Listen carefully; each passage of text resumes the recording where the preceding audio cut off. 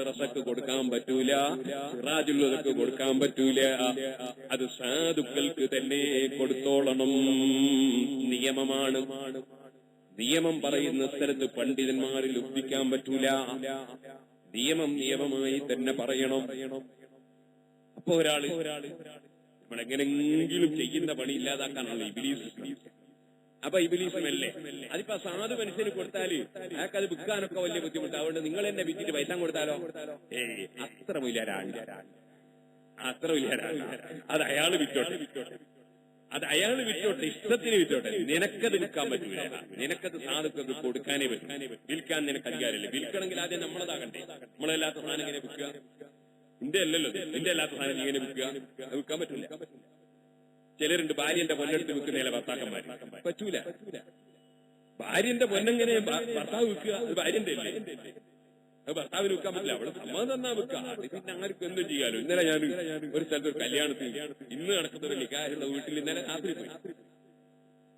അപ്പൊ ചെന്ന് അപ്പൊ ആ കുട്ടിയുടെ ബാപ്പ മരിച്ചു പോയി. അല്ലാഹു തആല അദ്ദേഹത്തിന്റെ കബറിൽ. അപ്പൊ ഞാൻ ചോദിച്ചു, കുട്ടി അയാളെ മക്കളെല്ലാം ചോദിച്ചു. അപ്പൊ ഒരു 10-16 വയസ്സായ ഒരു ചെറിയ മോനുണ്ട്.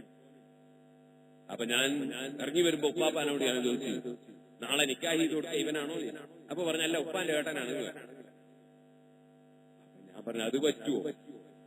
അതായത് സ്വന്തം ആങ്ങളെ ജീവിച്ചിരിക്കുമ്പോ ബാപ്പല്ലേ പറ്റിയൊരു ആങ്ങളുണ്ടല്ലോ, ആങ്ങളല്ല ഉപ്പാന്റെ ജ്യേഷ്ഠന് നിക്കാഹ് ചെയ്ത് കൊടുക്കാൻ പറ്റൂലല്ലോ. ആങ്ങളല്ലേ നിക്കാഹ് ചെയ്ത് കൊടുക്കട്ടെ. പക്ഷേ സാധാരണക്കാരി ചിലപ്പോ ചിന്തിക്കും, അയാൾക്കല്ലേ വയസ്സും കാര്യമല്ലോ, ഇവൻ ചെറുപ്പക്കാരനല്ല. 15 വയസ്സ് പൂർത്തിയായ തന്നെ ഇസ്ലാമിന്റെ നിയമം അനുസരിച്ച് പ്രായപൂർത്തിയാവും. നമ്മുടെ ഇന്ത്യ ഗവൺമെന്റ് നിയമം അനുസരിച്ച് 18 വയസ്സാണ്. ഇസ്ലാമിന്റെ ശരീഅത്തിന്റെ നിയമത്തിൽ 15 വയസ്സ് പൂർത്തിയായി. അപ്പൊ ആ കുട്ടി പ്രായപൂർത്തിയായി. ആ കുട്ടി ഉള്ളപ്പോൾ ഉപ്പാന്റെ ജ്യേഷ്ഠന് നിക്കാഹ് ചെയ്ത് കൊടുക്കാൻ അധികാരമില്ല.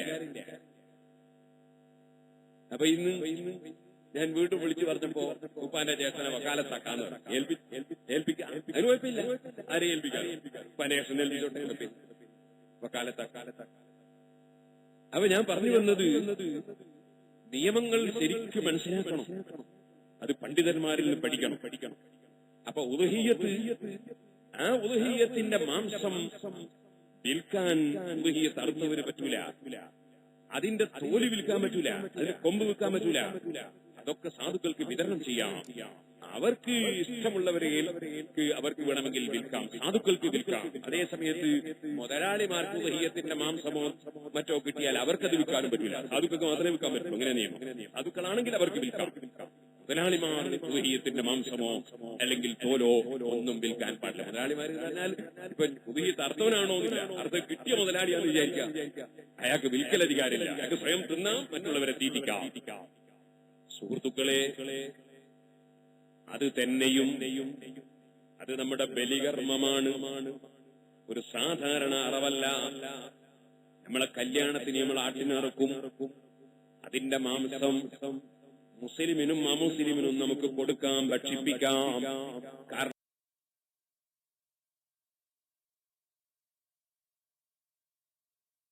ആട്ടിനിറക്കും. അതിന്റെ മാംസം മുസ്ലിമിനും അമുസ്ലിമിനും നമുക്ക് കൊടുക്കാം, ഭക്ഷിപ്പിക്കാം. കാരണം നമ്മൾ അറുത്ത ആട്ടിന്റെ മാംസമാണ്, നമ്മൾ തിന്നു അവർക്കും കൊടുക്കുന്നു. അതിനൊരു വിരോധവുമില്ല.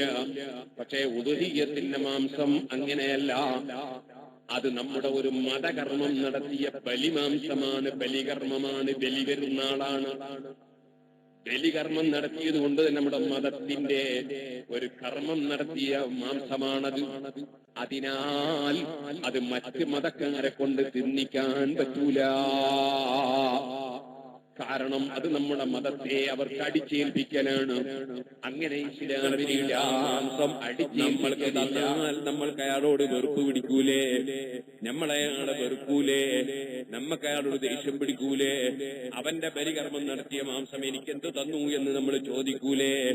അതേപോലെ നമ്മളും ചിന്തിക്കണ്ടേ, നമ്മളെ ഉദ്ഹിയ്യത്തറുത്ത മാംസം ആ മുസ്ലിമിന് കൊടുക്കാൻ പറ്റൂല.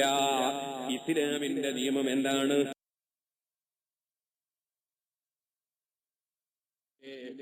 നമ്മളയാളെ വെറുക്കൂലേ, നമ്മക്കയാളോട് ദേഷ്യം പിടിക്കൂലേ? അവന്റെ നിയമം നിനക്ക് ഇഷ്ടപ്പെടുന്നത് മറ്റുള്ളവർക്ക് ഇഷ്ടപ്പെടണം. അതേപോലെ നമ്മളും ചിന്തിക്കണ്ടേ, നമ്മളെ ഉദഹിയത്തറുത്ത മാംസം ആ മുസ്ലിമിന് കൊടുക്കാൻ പറ്റൂല. ഇസ്ലാമിന്റെ നിയമം എന്താണ്? ഇസ്ലാമിന്റെ നിയമം നിനക്ക് ഇഷ്ടപ്പെടുന്നത് മറ്റുള്ളവർക്ക് ഇഷ്ടപ്പെടണം. അപ്പൊ നിനക്ക് മറ്റൊരു മതക്കാരൻ ബലികർമ്മം നടത്തിയിട്ട് മാംസം തന്നാ നീ തിന്നൂലെങ്കിൽ നിന്റെ ബലികർമ്മം നടത്തിയ മാംസം നീ മറ്റൊരു മതക്കാരന് കൊടുക്കാനേ പാടില്ല. നിയമമാണ്. നിങ്ങളൊരു പക്ഷേ ആ ബലികർമ്മത്തിന് മഹത്വമുണ്ടെന്ന് വിശ്വസിക്കുന്നു, ശരിയാണ്. അങ്ങനെ നമ്മൾ മഹത്വമുണ്ടെന്ന് വിശ്വസിക്കുന്നതൊക്കെ മറ്റുള്ളവരെ അടിച്ചേൽപ്പിക്കാൻ പറ്റുമോ? മറ്റുള്ളവർക്ക് വിതരണം ചെയ്യാൻ പറ്റുമോ? നമ്മൾ വിശ്വസിക്കുന്ന വിശ്വാസമനുസരിച്ച് നമ്മൾ നീങ്ങുന്നു, അത് മറ്റൊരാളെ അടിച്ചേൽപ്പിക്കൽ ഇസ്ലാമിലില്ല. സുഹൃത്തുക്കളെ, ഞാൻ അതിലേക്ക് ഇപ്പൊ കടക്കുന്നില്ല, പറഞ്ഞു വന്നത്. അപ്പൊ ഉദഹിയത്തിന്റെ മാംസം വിതരണം ചെയ്യുമ്പോ അവിടെ ഒരു ബുഹലി, ഒരു ലുബ്ധത, തോലങ്ങ് മദ്രസക്ക് കൊടുക്ക, പള്ളിക്ക് കൊടുക്ക, എന്നാ അത്രയെങ്കിലും പിന്നെ നമ്മൾ വിരിവെടുക്കണ്ടെന്നൊരു തോന്നല്, അതും വിവരക്കേടാണ് കേട്ടോ. അതിന്റെ അവകാശികൾ പാവപ്പെട്ട മിസ്കീന്മാരാണ്. ആ പാവപ്പെട്ടവർക്ക് കിട്ടിയാൽ അവർക്കത് സ്വന്തം ഉപയോഗിക്കുന്നതിനും വിരോധമില്ല, അതുപോലെ തന്നെ അവർക്ക് വിൽക്കുന്നതിനും വിരോധമില്ല. നമുക്കത് വിൽക്കാൻ പാടില്ല. അത് ഒരു ലുബ്ധതയുടെ ഭാഗമാണ്. അങ്ങനെ ഒരുപാട് ലുബ്ധതകളുണ്ട്. സുബ്ഹാനല്ലാഹ്. സ്വന്തം ഇപ്പില്ല അങ്ങനെ മനുഷ്യന്മാര്. പഴയ കാലത്തൊക്കെ പഞ്ചസാരയും ചായപ്പൊടിയൊക്കെ 10,000 വെച്ച് കൂട്ടുന്നേരെ കാക്കാമാർ. സുബ്ഹാനല്ലാഹ്. പെണ്ണുങ്ങൾക്ക് രാവിലെ എടുക്കും. ചിലര് അതിന്റെ അപ്പുറം മക്കളെ ഭാര്യ മുതൽ പുറത്തു വന്നാൽ അവർക്ക് മര്യാദയ്ക്ക് ഭക്ഷണം കൊടുക്കാത്ത ചില ഉമ്മാരുണ്ടായിരുന്നു. ഇപ്പൊ അങ്ങനത്തെ ഉമ്മാരൊന്നുമില്ല. കാരണം മുമ്പൊക്കെ എന്റെ ചെറുപ്പത്തിലൊക്കെ അധികവും, എന്നല്ല സിറാജുൽ തുടങ്ങിയ കാലത്തൊക്കെ അധികവും നേരത്തെ കിട്ടല് പെൺകുട്ടിയൊക്കെ കല്യാണത്തിന് ഒരു ഭർത്താവിനെ കിട്ടാൻ വേണ്ടി ദ്വാരക്കണമെന്ന് നേരത്തെ കിട്ടല.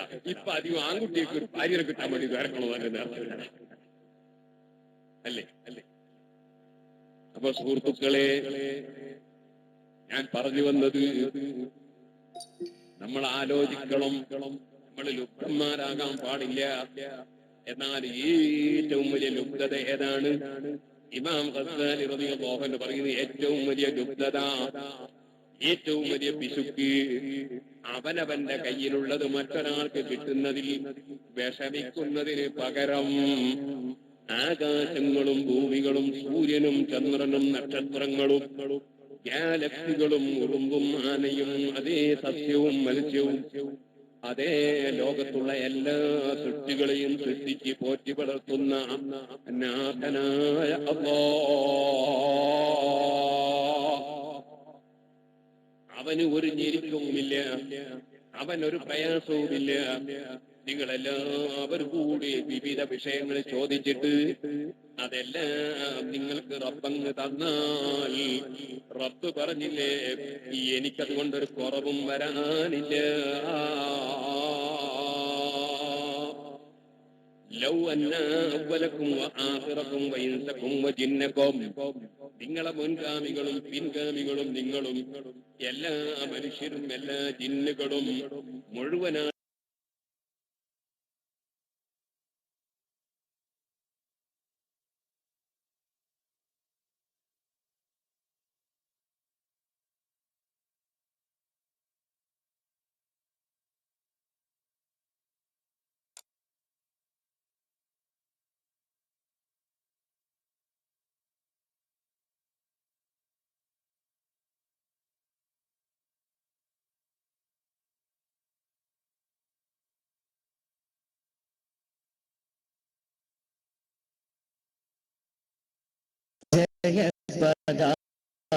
വഹിക്കാൻ കൈകൾ കോർക്കൂ കൂട്ടരെ, ധീരതയാലെ ഉയിർ പകർന്നൊരു ധാർമ്മിക വാഹക ധീരരെ.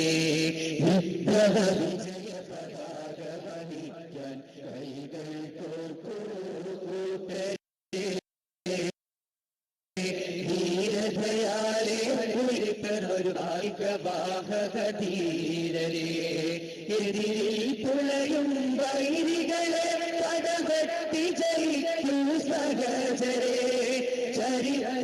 ചരിത്രവീതിയിലുയർന്നു കേട്ടൊരു ഘോഷമുയർത്തുക ധീരരെ. SSF ജിന്ദാബാദ്, ധാർമ്മിക വിപ്ലവം ജിന്ദാബാദ്, ധാർമ്മിക വിപ്ലവം ജിന്ദാബാദ്, വിപ്ലവ വിജയ പതാക എല്ലാ അറിവുമുള്ള രാജാവ്, എല്ലാ കഴിവുമുള്ള രാജാവ്, എല്ലാ അധികാരവുമുള്ള രാജാവ്, എല്ലാ സ്ഥാനവുമുള്ള രാജാവ്, അവന്റെ ഖജനാവിൽ നിന്ന് തൊട്ടടുത്തുള്ള വീട്ടിലുള്ള ഒരു മനുഷ്യന് അതാ പണം കൊടുക്കുമ്പോൾ, അല്ലെങ്കിൽ ഒരു പണ്ഡിതന് സ്ഥാനം കൊടുക്കുമ്പോൾ, അല്ലെങ്കിൽ ഒരു നേതാവിന് പവർ കൊടുക്കുമ്പോൾ, അല്ലെങ്കിൽ ഒരാൾക്ക് ആരോഗ്യം കൊടുക്കുമ്പോൾ, അല്ലെങ്കിൽ ഒരാൾക്ക് മറ്റെന്തെങ്കിലും അനുഗ്രഹം കൊടുക്കുമ്പോൾ അതാ ഇവന്റെ മനസ്സ് വേദനിക്കുകയാണ്. അങ്ങനെ അള്ളാന്റെ ഖജനാവെന്ന് അള്ള കൊടുക്കുന്നതിൽ അതാ മനസ്സ് വേദനിക്കുന്ന ബഖീൽ, മനസ്സ് വേദനിക്കുന്ന ലുബ്ധൻ, അവനല്ലേ അസൂയക്കാരൻ. അസൂയ എന്ന് പറയുന്നത് എന്തിനാ? അള്ളാഹു തആല ഒരാൾക്ക് കൊടുക്കും, ഒരാൾക്ക് കൊടുക്കുമ്പോ ഇവന്റെ മനസ്സിന് വിഷമം. ഇവനെ കാണുമ്പോൾ ലുബ്ധം വേറെ ആരാ? കാരണം ഇവന്റെ കീശയിൽ 5 ദിവസം മുതൽ അള്ള കൊടുക്കുന്നതിന് ഇവനൊരു വിഷമം. ഇവനെ കാണുമ്പോൾ ലുബ്ധൻ വേറെ ആരാ? അതുകൊണ്ട് ഏറ്റവും വലിയ ലുബ്ധൻ എന്ന് പറയുന്നത് അസൂയക്കാരനാണ്.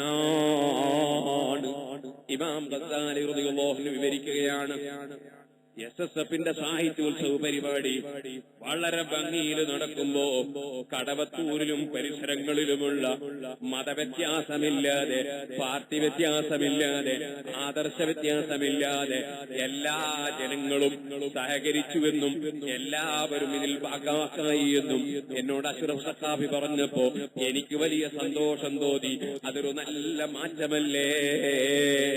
ഒരിക്കലും തന്നെ ഒരാളുടെ പുരോഗതിയിലോ ഒരാൾക്കുണ്ടാകുന്ന നന്മയിലോ അല്ലെങ്കിൽ ഏതെങ്കിലും ആളുകൾക്ക് അല്ലാഹു തആല നിഅമത്ത് കൊടുക്കുന്നതിലോ മനസ്സിൽ അസൂയ വെക്കാതെ വിശാലമായ മനസ്സോടുകൂടെ ജീവിക്കേണ്ടതുണ്ട്.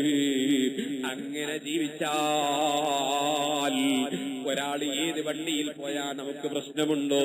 ഒരാൾ ഏത് വീട് നിർമ്മിച്ചാൽ നമുക്ക് പ്രശ്നമുണ്ടോ?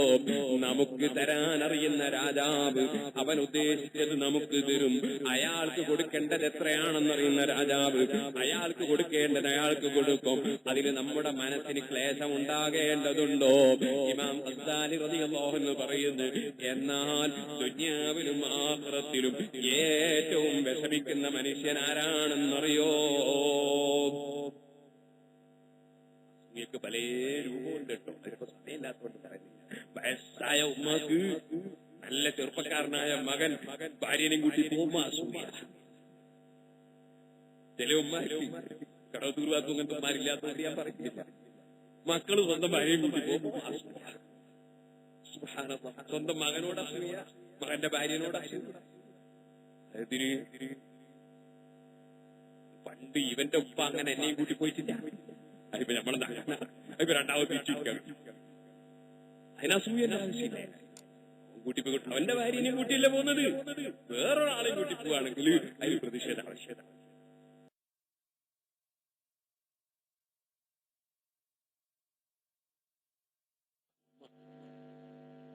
ആ ഉമ്മന്റെ മകൻ എന്നോട് ഉമ്മാക്കൊന്ന് കാണും. അപ്പൊ ആ ഉമ്മാക്ക് എന്തോ പറയാണ്ടാവും എന്ന് വിചാരിച്ചിട്ട് ഞാൻ ആ ഉമ്മാനെ പറഞ്ഞു. ആ ഉമ്മാന്റെ ഭർത്താവ് സിറാജുൽ തുടങ്ങിയ ഉടനെ എനിക്കൊരു ജനറേറ്ററുമായി ബന്ധമാണ്. അദ്ദേഹം മരിച്ചു. അദ്ദേഹത്തിന്റെ ഖബർ സദർ. അങ്ങനെ ഞാൻ ആ ഉമ്മന്റെ വീട്ടിൽ. അപ്പൊ ഈ ഉമ്മ എന്നോട് പറഞ്ഞു, എന്റെ 5 മക്കൾ 10 മക്കൾ, ഒരു കുട്ടി ഞാൻ സമ്മതം കൊടുക്കാതെ, ഞങ്ങൾ ആരും സമ്മതം കൊടുക്കാതെ അവനൊരു പെണ്ണിന് കല്യാണം. ഞാൻ ചോദിച്ചു, കല്യാണം കഴിക്കാൻ മുസ്ലിമായ പെൺകുട്ടി തന്നെയാണ്? മുസ്ലിം തന്നെയാണ്.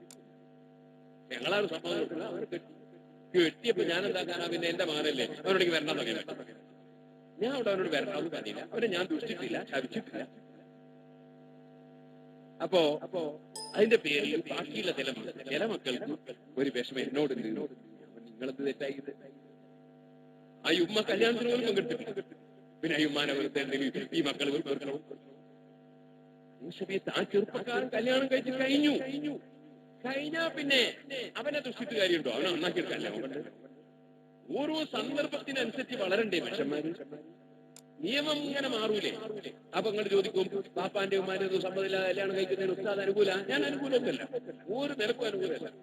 കല്യാണം കഴിക്കാൻ ബാപ്പയും ഉമ്മയും കൂടി സമ്മതിച്ചിട്ട് കല്യാണം നിശ്ചയിച്ചാൽ പോലും നിക്കാഹ് നടത്താൻ നോക്കും. പിന്നെയും ഒരു സമ്മതം മൈക്കെടുത്തിട്ട് ചോദിക്കുന്ന ആളാണ്, അല്ലെ ചോദിക്കുന്നതിന് അനുകൂലിക്കുന്ന ആളാണ്.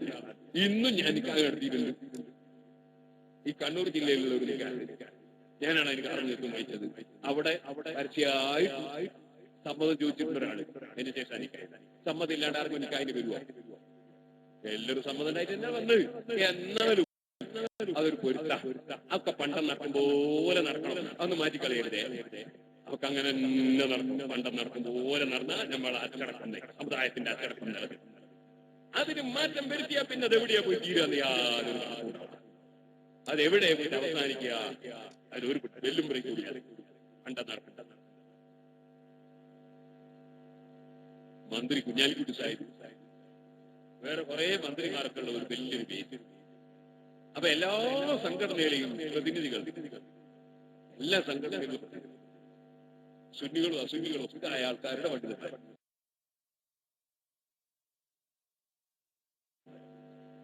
അപ്പൊ അവിടെ ഒരാൾ ഇതെന്തിനാണ് ഒരു നിക്കാഹിന്റെ സദസ്സിൽ ഒരു പണ്ഡിതന്റെ, ഒരു തങ്ങള് ഒരു പറഞ്ഞു കൊടുക്കൽ, ഒരു ചൊല്ലിക്കൊടുക്കൽ, ഇത് മറ്റേ ആൾ അങ്കായത്തൊക്കെ ബിന്ദി ഒരു ചൊല്ലലത്തിനാ? ഇയാളങ്ങ് പറഞ്ഞാ പോരെ, എന്റെ മകളെ ഞാൻ നിനക്ക് നിക്കാഹി തന്നിരിക്കുന്നു, അപ്പൊ മറ്റേ ആള് ഞാൻ സ്വീകരിച്ചു, നിങ്ങൾ പറഞ്ഞാൽ പോരെ? രണ്ടാള് കേൾക്കാനുണ്ടായാ പോരെ? ആള് കേൾക്കാൻ എന്തായാലും പോകണം.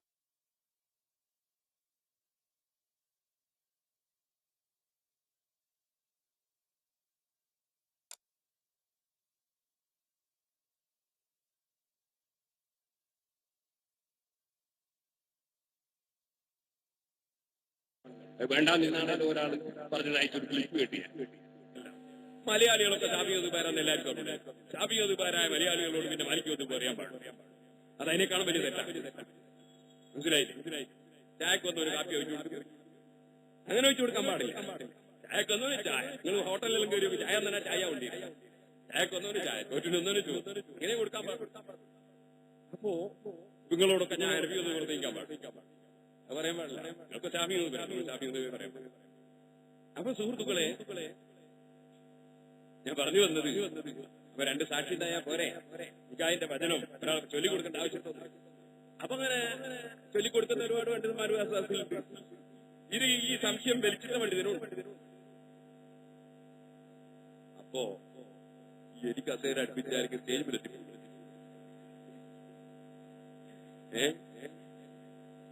എന്നാ പിന്നെ കസേര ഒന്നും കൂടി അടുപ്പിക്കുക, ഒന്നും കൂടി ഈ ഭാഗം കുറച്ചുകൊണ്ട് എടുത്തോട്ടെ, പെട്ടിയിൽ കുറച്ചുകൊണ്ട് എടുത്തു. അപ്പോ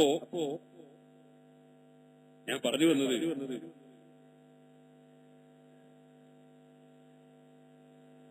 ഇങ്ങനൊരു സംശയം ഉന്നയിച്ചിട്ട് എല്ലാവരും ഇങ്ങനെ നോക്കുകയാണ്. ആരാപ്പോ ഇതിനൊരു മറുപടി ആരെങ്കിലും പറയാനുണ്ടോ? എല്ലാ വിഭാഗം പണ്ഡിതന്മാരും. അപ്പൊ നമ്മുടെ സമസ്ത കേരള ജമിയത്തുൽ മുശാവറ അംഗവും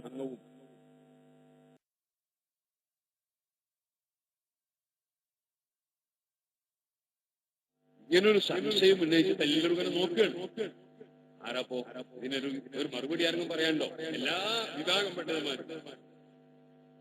അപ്പൊ നമ്മുടെ സമസ്ത കേരള ജമിയത്തുൽ മുശാവറ അംഗവും മർക്കസു സഖാഫത്ത് സുന്നിയിലെ പൂർവ്വകാല വിദ്യാർത്ഥിയും ഇന്നത്തെ അവിടുത്തെ മുദരിസും അതിന്റെ ഒരു പ്രധാന വക്താവും കൂടിയായ എന്റെ സ്നേഹിതൻ ചുള്ളിക്കോട് ഹുസൈൻ സഖാഫി ആ സദസ്സിൽ, അദ്ദേഹം ഈ കഴിഞ്ഞ റമദാനിൽ അദ്ദേഹമായിരുന്നു UAE നമ്മുടെ സംഘടനയുടെ പ്രതിനിധിയായി, ഗവൺമെന്റ് അതിഥിയായി പോയി. അപ്പോ ദുബായിൽ സാഹിബ് Mohammed bin Rashid Al Maktoum അവരുടെ കൊട്ടാരത്തിൽ എല്ലാ രാഷ്ട്രത്തിലുള്ള പണ്ഡിതന്മാരും പങ്കെടുത്തിട്ടുണ്ട്. സാധാരണയായി അവിടെ ഒരു നോമ്പ് ഉണ്ടാവും. ഞാനും 2 പ്രാവശ്യം അദ്ദേഹത്തിന്റെ കൊട്ടാരത്തിൽ അതിഥിയായിട്ടൊക്കെ പങ്കെടുത്തു. അപ്പോ ഹുസൈൻ സഖാഫി അവിടെ ഇംഗ്ലീഷിൽ നല്ല പ്രസംഗം. അതുപോലെ അദ്ദേഹം പോയ പല സ്ഥലങ്ങളിലും ഇംഗ്ലീഷിലും ഉറുദുവിലും അറബിയിലും മലയാളത്തിലും ഒരേ സമയത്ത് പ്രസംഗിച്ചു.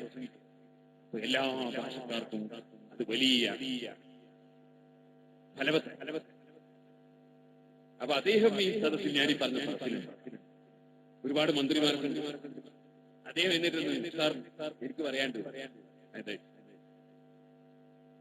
നിങ്ങളൊക്കെ മന്ത്രിമാരായി പ്രതിജ്ഞയില്ലേ? അതെ. അപ്പൊ ഒരു ഗവർണർ ചൊല്ലി തന്നില്ലേ? ചൊല്ലി തന്നു. അതെ, നിങ്ങൾക്ക് ഇംഗ്ലീഷ് അറിയില്ല, നിങ്ങൾക്ക് ഈ നോക്കി വായിക്കാൻ അറിയില്ലേ? എന്നാ പിന്നെ നിങ്ങൾക്ക് ഒരാൾ ചൊല്ലിത്തരുന്നുണ്ടോ? നിങ്ങളങ്ങ് ചൊല്ലിയാ പോരെ. പിന്നെന്തിനാണ് ഒരാൾ ചൊല്ലിത്തന്നത്? അത് ഈ പ്രതിജ്ഞ ഒരു സാധാരണ പ്രതിജ്ഞ പോലെയല്ല, ഇതൊരു വലിയ കാര്യഗൗരവമുള്ള വിഷയമാണ് എന്ന് ചൊല്ലുന്നവർക്കും കേൾക്കുന്നവർക്കും സദസ്യർക്കും ജനങ്ങൾക്കൊക്കെ ബോധ്യപ്പെടണമെങ്കിൽ ഒരു ഗവർണർ ചൊല്ലിത്തരിക, രാഷ്ട്രപതി ചൊല്ലിത്തരിക, എന്നിട്ടത് ഏറ്റുപറയുക. അപ്പോഴാണ് അതിന്റെ മഹത്വത്തെ സംബന്ധിച്ച് ജനഹൃദയങ്ങളിൽ ശരിക്കും ആണ്ടുകൊണ്ടിറങ്ങുക. അതുകൊണ്ടാണ് പണ്ഡിതന്മാരത് പതിവാക്കുന്നത്. അപ്പൊ എല്ലാവരും വളരെ ശരി. ഞാൻ പറഞ്ഞു വന്നത് പഴയ കാലത്ത് നടന്നു വരുന്ന ഒന്നും ഒരു മാറ്റവും വരുത്താതെ തുടർന്നാലേ നമ്മുടെ മുൻഗാമികൾ കാണിച്ചു തന്ന വഴിയിൽ അച്ചടക്കത്തോടെ ഈ സമുദായം ചലിക്കുകയുള്ളൂ. അല്ലെങ്കിൽ ഛിന്ന ഭിന്നമായി പോകും ഈ സമുദായം. സുഹൃത്തുക്കളെ, ആരോടും വൈരാഗ്യമില്ലാതെ വിദ്വേഷമില്ലാതെ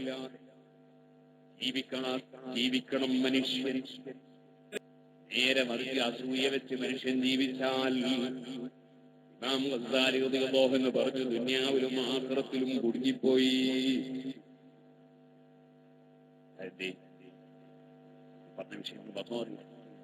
ഒരു സംഭവം ഉണ്ടായതിന് ശേഷമുള്ള നിയമവും ഉണ്ടാകുന്നതിന് മുമ്പുള്ള നിയമവും തമ്മിൽ വ്യത്യാസവും ഞാൻ പറഞ്ഞു.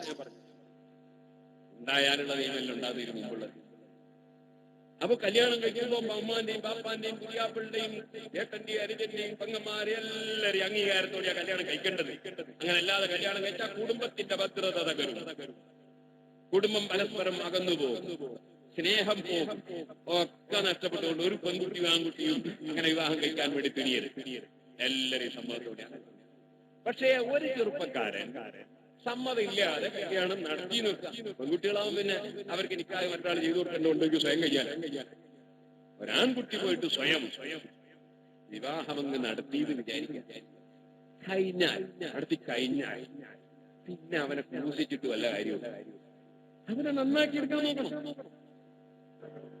കുടുംബം പരസ്പരം അകന്നു പോകും, സ്നേഹം പോകും, ഒക്കെ നഷ്ടപ്പെട്ടുകൊണ്ട് ഒരു ഇങ്ങനെ വിവാഹം കഴിക്കാൻ വേണ്ടി എല്ലാവരെയും സമ്മതത്തോടെയാണ്. പക്ഷേ ഒരു ചെറുപ്പക്കാരൻ സമ്മതമില്ലാതെ കല്യാണം നടത്തി കുട്ടികളാവും പിന്നെ അവർക്ക് നിൽക്കാൻ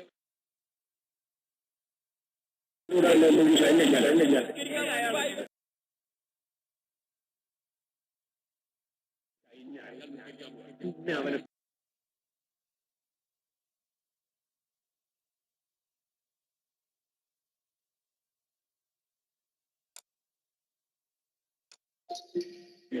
പിന്നെ നിസ്കരിക്കാൻ വേണ്ടിയാ വെള്ളം. അപ്പൊ ഈ മുസ്ലിയാര് അയാൾക്ക് വെള്ളം കൊടുത്താൽ എന്ത് ചെയ്യും? ഒരു കൂട്ടർ ഈ മൊയ്യാരോട് വെറുപ്പുള്ള വേറെ മൊയ്യാൻ കണ്ടോ കണ്ടുപിടിച്ചു വെള്ളം കൊടുത്ത മൊയ്യാര് ഈ എന്ന് ചിലപ്പോ പറയും. അപ്പൊ അമ്മൊയ്യാരെ വിശ്വസിച്ചിട്ട് മറ്റേ മൊയ്യാരെ കുറ്റം പറഞ്ഞാൽ നമ്മൾ ആഹാരം ഈ മൊയ്യാര് വളരെ ചിന്തിച്ച് പ്രവർത്തിക്കുന്ന ഒരു മൊയ്യാര്. അവിടെ വെള്ളം കൊടുക്കാൻ വേണ്ടി എല്ലാവർക്കും അറിയുന്ന ഒരു മസ്കരിയാ, വ്യഭിചരിക്കാൻ പാടില്ല. ഒരാള് വ്യഭിചരിച്ച് പോയി, അങ്ങനെ തെറ്റ് സംഭവിച്ചു. ആ തെറ്റ് സംഭവിച്ചാൽ അയാൾക്ക് നിസ്കാരം രുചിപോവോ? നിസ്കരിക്കണ്ടേ?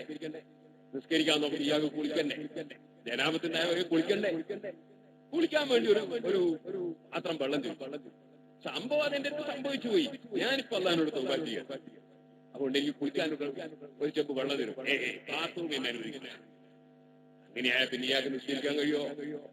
അപ്പൊ അയാൾക്ക് കുളിക്കാൻ വെള്ളം കൊടുക്കണം. അയാൾ കുടിക്കട്ടെ. ഇനിമേലൊരു വിചാരത്തിന് പോകാത്ത വിധം അദ്ദേഹത്തെ സംസ്കരിച്ചെടുക്കാൻ വേണ്ടി ശ്രമിക്കണം. അതെന്താ പണി? വെള്ളവും കൊടുത്തിട്ട് അയാളെ വിടരുത്. അയാളെ മെല്ലെ കൈ പിടിച്ച് കൂട്ടണം. എന്നിട്ട് ആ വ്യഭിചാര കുറ്റത്തിന്റെ ഗൗരവം പറഞ്ഞ് ബോധ്യപ്പെടുത്തണം. അതെങ്ങനെ ബോധ്യപ്പെടുത്തണം? മഹാനായ നബി സല്ലല്ലാഹു അലൈഹി വസല്ലം തങ്ങളുടെ സമീപത്ത് വന്നൊരു ചെറുപ്പക്കാരൻ പറഞ്ഞില്ലേ, ഓ നബിയേ, അവിടുന്ന് പറയുന്നതൊക്കെ ഞാൻ സ്വീകരിച്ചോളാം, പക്ഷേ വ്യഭിചരിക്കരുത് എന്ന് പറയരുത്. അതല്ലാത്തതൊക്കെ ഞാൻ സ്വീകരിച്ചോളാം. സല്ലല്ലാഹു അലൈഹി വസല്ലം നിങ്ങൾ അദ്ദേഹത്തെ ആട്ടി ഓടിച്ചില്ലേ? അദ്ദേഹത്തെ നിർത്തി ചോദിച്ചില്ലേ, നിന്റെ പെങ്ങളെ ഒരാൾ വ്യഭിചരിക്കുന്നതിനെ കുറിച്ച് നിന്റെ അഭിപ്രായം എന്താണ്? നിന്റെ ഉമ്മയെ ഒരാൾ വ്യഭിചരിക്കുന്നതിനെ കുറിച്ച് നിന്റെ അഭിപ്രായം എന്താണ്? നിന്റെ മകളെ വ്യഭിചരിക്കുന്നതിനെ കുറിച്ച് നിന്റെ അഭിപ്രായം എന്താണ്? നിന്റെ ഭാര്യയെ മറ്റൊരാൾ അവിഹിത ബന്ധത്തിൽ ഏർപ്പെടുന്നതിനെ കുറിച്ച് നിന്റെ അഭിപ്രായം എന്താണ്? അതൊന്നും അയാൾക്ക് കേൾക്കാൻ പോലും കഴിയുന്നില്ല, ക്ഷമിക്കാൻ കഴിയത്തില്ല. അങ്ങനെ വാർത്ത തന്നെ അയാൾക്ക് അതൊന്നും അയാൾക്ക് കേൾക്കാൻ പോലും കഴിയുന്നില്ല, ക്ഷമിക്കാൻ കഴിയത്തില്ല. അങ്ങനെ വാർത്ത തന്നെ അയാൾക്ക് സഹിക്കാൻ കഴിയുന്നില്ല. അപ്പോൾ നബിതങ്ങൾ ചോദിക്കുകയാണ്, നിന്റെ പെങ്ങളെ ഒരാളും തുടരുതല്ലേ? നിന്റെ ഉമ്മാനൊരാളും തുടരുതല്ലേ? നിന്റെ മകളാരും തുടരുതല്ലേ? നിന്റെ ഭാര്യയെ ഒരാളും തുടരുതല്ലേ? അതേ സമയത്ത് നിനക്ക് ഞാൻ അന്യപെണ്ണിനെ വ്യഭിചരിക്കാൻ പെർമിറ്റ് തരണമല്ലേ? നിന്റെ പെങ്ങളെ പോലെ ഒരാങ്ങളയുടെ പെങ്ങളായിരിക്കൂലേ ആ പെണ്ണ്? അല്ലെങ്കിൽ ഒരാളെ മകളാകൂലേ? അല്ലെങ്കിൽ ഭാര്യയാകൂലേ? അല്ലെങ്കിൽ ഉമ്മയാകൂലേ? ഉമ്മയല്ല, പെങ്ങളുമല്ല, മകളുമല്ല, ഭാര്യയല്ല. അങ്ങനത്തെ ഒരു പെണ്ണിനെ കിട്ടുമോ മോനെ? നിന്നെ കുറിച്ച് ചിന്തിക്കും പോലെ നിന്റെ സഹോദരന്റെ അഭിമാനത്തെക്കുറിച്ചും നീ ചിന്തിക്കേണ്ടതില്ലേ എന്ന് ചോദിച്ചപ്പോൾ അദ്ദേഹം പറഞ്ഞില്ലേ, ഞാൻ ആ വ്യഭിചാര കുറ്റത്തിന്റെ ഗൗരവം ചിന്തിച്ചിട്ടില്ല നബിയേ. ഇനി ജീവിതത്തിൽ അങ്ങനെ ഒരു ചിന്തയേ ഇല്ല. തെറ്റ് ചെയ്തു പോകുന്നവരെ ആട്ടിയോടിക്കുന്നതിന് പകരം അവരെ സംസ്കരിച്ചെടുക്കാനല്ലേ പണ്ഡിതന്മാര് ശ്രമിക്കേണ്ടത്? അതിനല്ലേ ദീനീ പ്രവർത്തകന്മാര് പരിശ്രമിക്കേണ്ടത്? അങ്ങനെ ഓരോരുത്തരെയും നന്നാക്കിയെടുക്കാനല്ലേ ശ്രമിക്കേണ്ടത്? നമ്മള് ലോകത്ത് ഏറ്റവും ദുനിയാവിലും ആഖിറത്തിലും പ്രയാസപ്പെടുന്ന ആളാരാ? നിങ്ങൾ പറയാതെ അസൂയക്കാരനാണ്. കാരണം എന്താ അറിയോ? അയാൾക്ക് ഒരിക്കലും മനസ്സിലൊരു സമാധാനം ഉണ്ടാവില്ല. അയാൾക്ക് ഒരിക്കലും ഒരു മനസ്സമാധാനം ഉണ്ടാവില്ല. ഈ മുന്നിലിരിക്കുന്ന ഒരാളുടെ പേരിപ്പ ഞാൻ പറയുന്നത് പാറക്കടവ്. അയാൾ ഒരു ദിവസം എന്നോട് പറഞ്ഞു, നമ്മളെ പാറക്കടവ് സിറാജുൽ ഹുദയുടെ സ്ഥാപനമുണ്ട്, ദാറുൽ ഹുദ ഇംഗ്ലീഷ്. അതിന്റെ മതിലും പരിപാടിയൊക്കെ നല്ല ഭംഗിയായി വന്നപ്പോ വിഷമുള്ള ചിലരുണ്ട്. സുബ്ഹാനല്ലാഹ്. ഒരു ഉദാഹരണം പറയാൻ ഞാൻ ഉള്ളത് തന്നെ പറയാം. ഉദാഹരണം പറയുമ്പോൾ പിള്ളേരെ അറിയാച്ചു പറഞ്ഞു. അപ്പൊ സുഹൃത്തുക്കളെ, നിങ്ങളൊന്ന് ആലോചിച്ചു, അയാളെ മനസ്സിന്റെ വിഷമത്തിലേക്ക് നമ്മളെ വീട്ടിന്റെ മുന്നിൽ ഒരു നല്ല ഭംഗിയുള്ള വീട് ഒരാൾ നിർമ്മിക്കാതെ നിൽക്കുക. അപ്പൊ ഒരു അസൂയക്കാരനായ മനുഷ്യന്റെ മനസ്സിന്റെ വിഷമത്തിലേക്കെന്നറിയോ? ആ വീട് ഇങ്ങനെ പൊങ്ങുമെല്ലാം ഇയാൾക്ക് വിഷമ, അതിങ്ങനെ ഭംഗി കൂടുമെല്ലാം ഇയാൾക്ക് പ്രയാസമാണ്. ആകെ മരിക്കുന്ന വരെ അയാളെ അതാവില്ല. കാരണം മനസ്സിന് സമാധാനമില്ല. ഇവന്റെ വീട് ഇങ്ങനെ പൊങ്ങുന്നു, അവന്റെ കച്ചവടം ഇങ്ങനെ ഉഷാറാകുന്നു, മറ്റവന്റെ സ്ഥാപനം ഇങ്ങനെ ഉയരുന്നു, മറ്റവൻ ഇങ്ങനെ വളരുന്നു. അപ്പൊ ഇവന് ഇങ്ങനെ മനസ്സുകൊണ്ട് ഇങ്ങനെ അതാപാകാൻ ഒരു സമാധാനമില്ല മനുഷ്യന്. സുഖം എന്ന് പറഞ്ഞാൽ എവിടെയാ? മനസ്സിനല്ലേ സുഖം. നമ്മളൊക്കെ ഒരാൾ കണ്ട അസ്സലാമു അലൈക്കും കൈഫാല അൽഹംദുലില്ലാ, സുഖം തന്നെയല്ലേ? ആ സുഖം തന്നെ. അതെന്തിനാ സുഖം തന്നെയല്ലേ എന്ന് ചോദിച്ച് സുഖമുണ്ടോ ഇല്ല എന്നുള്ളത് തലയൊക്കെ നോക്കിയാൽ മനസ്സിലാവും, കുപ്പായ നോക്കിയാൽ മനസ്സിലാവും. അതൊരുത്തന്റെ മനസ്സിലുള്ളതല്ലേ സുഖം. അതുകൊണ്ടാ ചോദിക്കുക സുഖം തന്നെയല്ലേ? അയാളെ മനസ്സിലുള്ള അയാൾ പറയണം അങ്ങനെ മനസ്സിലാകുക, സുഖം തന്നെയല്ലേ? അതെ സുഖം തന്നെയാണ്. അൽഹംദുലില്ലാ, അൽഹംദുലില്ലാ. മുഅ്മിനീങ്ങൾ തന്നെ പറയാം അൽഹംദുലില്ലാ. കാരണം എപ്പോഴും അല്ലാഹനെ ഓർക്കുക, അങ്ങനെ മുഅ്മിനീങ്ങളെ സ്വഭാവം. അവ എപ്പോഴും അല്ലാഹനെ ഓർക്കുക. അൽഹംദുലില്ലാ, സർവ്വസ്തുതി അല്ലാഹ്. അൽഹംദുലില്ലാ, സർവ്വസ്തുതി അല്ലാഹ്. സുബ്ഹാനല്ലാഹ്. ചില ആൾക്കാരുണ്ട് ഒരു ദിവസം 10 ലക്ഷം റുപ്യ ലാഭം കിട്ടിയ മനുഷ്യരോട് സുഖം തന്നെയല്ലേ? അങ്ങനെ പോകും. എങ്ങനെ പോകുന്നു? എന്നാലും അല്ല ചെയ്ത അനുഗ്രഹത്തിനൊരു നന്ദി പറയൂല. അങ്ങനെ ആയി പോകാൻ പാടില്ല.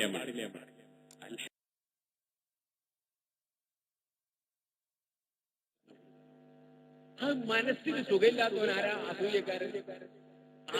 അപ്പൊ മരിക്കുന്നവരെ കാരണം മറ്റാൾ ഉയർന്നതിനനുസരിച്ച് ഇയാളെ മനസ്സിൽ അദാബിൽ കിടക്കുന്ന മനുഷ്യനാണ് അസൂയക്കാരൻ. മരിച്ചാലോ ഇലാ അസദ്ദിൽ അദാബ്, ഏറ്റവും വലിയ അദാബിലേക്ക് പോകുന്നവനാണ് അസൂയക്കാരൻ. അപ്പൊ അസൂയ എന്ന രോഗം ഇമാം ഗസാലി റളിയല്ലാഹു അൻഹു പറഞ്ഞു, അത് വല്ലാത്ത അങ്ങേയറ്റം മാണ്ടിറങ്ങിയ ലുബ്ധതയാണ്. ഏറ്റവും വലിയ ലുബ്ധത അള്ളാന്റെ ഖജനാവിൽ നിന്ന് അള്ളാഹ് കൊടുക്കുന്നതിൽ ഇവന്റെ മനസ്സിന് പ്രയാസം. അവന്റെ ഗീതയിൽ നിന്ന് കൊടുക്കുന്നതിലല്ല, പടച്ചവൻ കൊടുക്കുന്നതിലാണ് ഇവനുള്ള പ്രയാസം. അവനേക്കാൾ വലിയ ഒരു ലുബ്ധനില്ല. അങ്ങനത്തെ ലുബ്ധന്മാരോട് ഉപദേശിച്ചാൽ ഫലം കിട്ടൂല.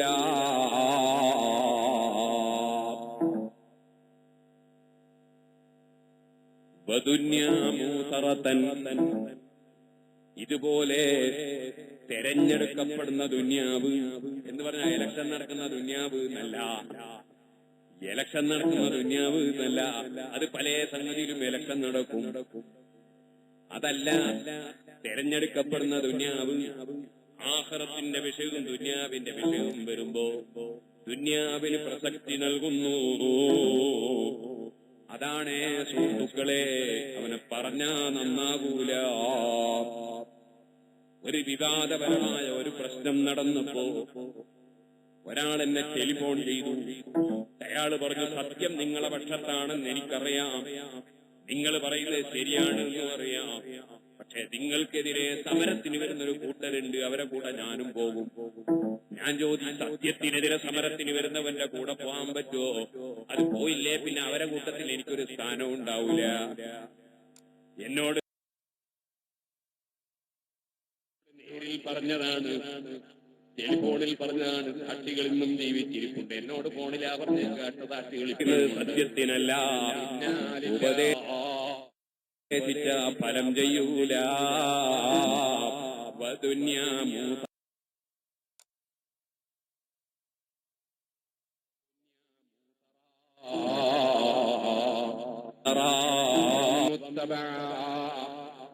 അനുകരിക്കപ്പെടുന്ന ശരീരച്ച. സുബ്ഹാനല്ലാഹ്, ഞാനൊരു കല്യാണത്തിന് പോയി. കല്യാണത്തിന് പോകുമ്പോ ക്ഷണിച്ചാ പോകാതിരിക്കാൻ പറ്റുമോ? കാരണം ക്ഷണം സ്വീകരിക്കുക എന്നതൊരു മാന്യതയല്ലേ, ക്ഷണിച്ചവനെ ഒന്ന് പരിഗണിക്കലല്ലേ. അതുകൊണ്ടല്ലേ ക്ഷണിച്ചാ പോകണമെന്ന് ഇസ്ലാം പറഞ്ഞത്. മഹാനായ മുഹമ്മദുർ റസൂലുള്ളാഹി സ്വല്ലല്ലാഹു അലൈഹി വസല്ലം തങ്ങളുടെ പ്രത്യേകത തന്നെ അതേ. യുജീബു ദഅവത്തൽ ഗനിയ്യി വൽ ഫഖീരി വൽ മിസ്കീൻ. പണക്കാര് ക്ഷണിച്ചാലും പോകും, പാവപ്പെട്ടവര് ക്ഷണിച്ചാലും പോകും. പണക്കാര് ക്ഷണിച്ചാൽ നേരത്തെ തന്നെ എത്തും, പാവപ്പെട്ടവര് ക്ഷണിച്ചാൽ എത്തൂല. അത് റസൂലുള്ളാഹി സ്വല്ലല്ലാഹു അലൈഹി വസല്ലം തങ്ങളുടെ സ്വഭാവമല്ല. ഓ സുഹൃത്തുക്കളെ, അപ്പൊ ക്ഷണിച്ചാൽ പോകണം. അത് പണക്കാരൻ ക്ഷണിച്ചാലും പോകണം, പാവപ്പെട്ടവര് ക്ഷണിച്ചാലും പോകണം. പാവപ്പെട്ടവരെ സ്നേഹിക്കണമെന്ന് നബി സല്ലല്ലാഹു അലൈഹി വസല്ലം വസിയ്യത്തുണ്ട്. സ്നേഹിച്ചാൽ മാത്രം പോരാ, സാധുക്കളുമായി എന്നും വസിയ്യത്തുണ്ട്. സ്നേഹിച്ചാൽ പോരാ, അടുക്കണം. അവരെ കൂടെ ഇരുന്ന് ഭക്ഷണം കഴിക്കാൻ നമുക്ക് സാധിക്കണം, അവരെ കൂടെ ഇരുന്ന് സംസാരിക്കാൻ നമുക്ക് സാധിക്കണം, അവരെ കൂടെ അടുത്ത കസേരയിൽ ഇരുത്താൻ സാധിക്കണം. അവിടെ വിജയിച്ചുള്ള കൂടെ ഞാൻ അത് ശരിയാവും.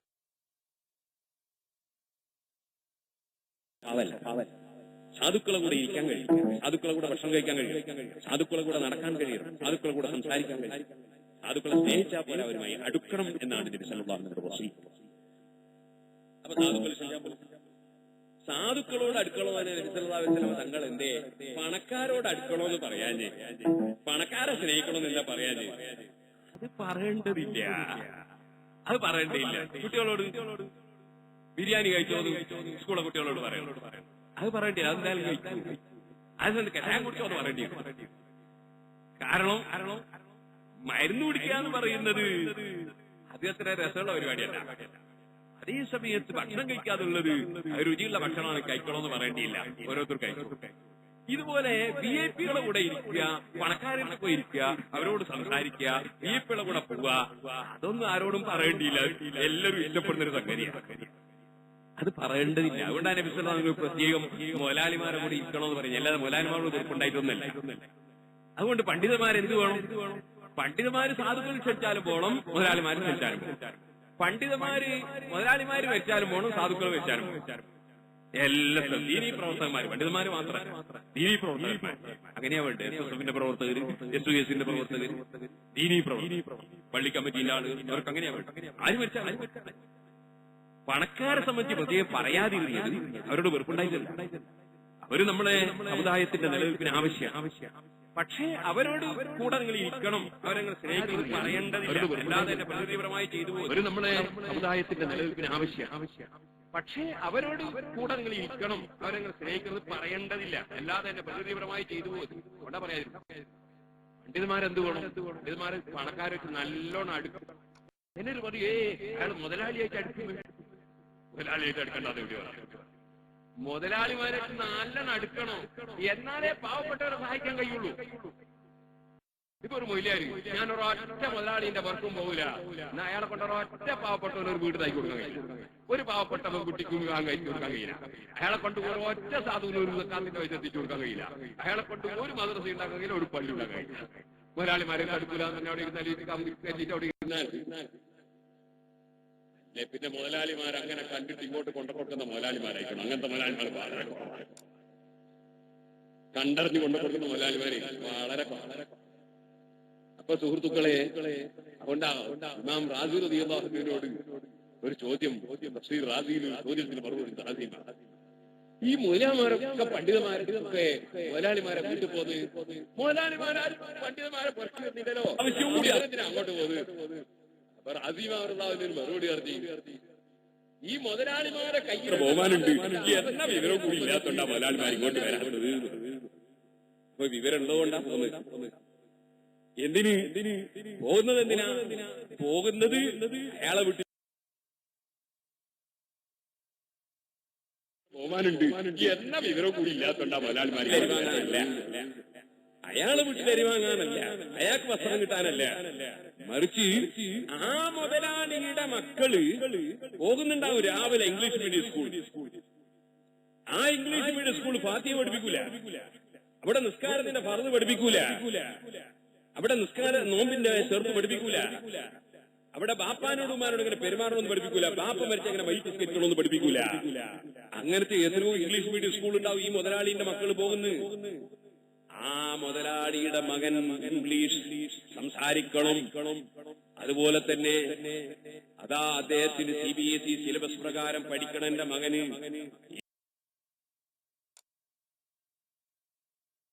ഏത് രാജ്യത്തിന് പോയാലും അവന് ജോലി കിട്ടണം, അവന് ഉന്നത പദവി കിട്ടണം. ഈ മുതലാളി ആഗ്രഹിക്കുന്നതിൽ തെറ്റില്ല. മകന്റെ പുരോഗതി ആഗ്രഹിക്കുന്ന മുതലാളിമാര് കുറ്റക്കാരല്ല. അതിന് ഇംഗ്ലീഷ് മീഡിയം സ്കൂളിലേക്ക് അയക്കുകയാണ്. ആ അയക്കപ്പെടുന്ന സ്കൂളുകളിൽ നിസ്കാരത്തിന്റെ ഫർളില്ല, മദ്രസയില്ല. അങ്ങനത്തെ സ്ഥലത്ത് ഈ മുതലാളിയുടെ കുട്ടി പോയി പഠിച്ചിട്ട് ഇവൻ മരിച്ച മയ്യിത്ത് നിസ്കരിക്കാൻ അറിയാത്ത, കുനൂത്തോതാൻ അറിയാത്ത, ഫാത്തിഹ ഓതാൻ അറിയാത്ത, ചെറുത്തും ഫർളും അറിയാത്ത മക്കളായിട്ട് വളരുകയാണ്. ഡാഡി മമ്മീന്ന് വിളിക്കാണ്. അപ്പൊ ഈ മുതലാളിമാരെ രക്ഷപ്പെടുത്തണം. ഈ മുതലാളിമാരെ രക്ഷപ്പെടുത്തണമെങ്കിൽ ഈ മുതലാളിമാരെ സ്നേഹിക്കുന്ന പണ്ഡിതന്മാർ മുതലാളിമാരെ വീട്ടിൽ കയറിയിട്ട് അതാ സ്വന്തം ആവശ്യത്തിന് യാചിക്കും പോലെ നിങ്ങൾ എന്തെങ്കിലും തരണമെന്ന് പറഞ്ഞ് കാശ് വാങ്ങിയിട്ട് കോടിക്കണക്കിന് ഉറുപ്പികയുടെ സ്ഥലം വാങ്ങി കോടിക്കണക്കിന് ഉറുപ്പികയുടെ ബിൽഡിംഗ് ഉണ്ടാക്കി ഇവരെ മക്കൾക്ക് പഠിക്കാനുള്ള സംവിധാനം ചെയ്യണം. എന്നാലേ ആ മക്കൾ ദീന് പഠിക്കൂ, എങ്കിലേ ആ മക്കളെ കൊണ്ട് മുതലാളിമാർക്ക് ഉപകരിക്കൂ.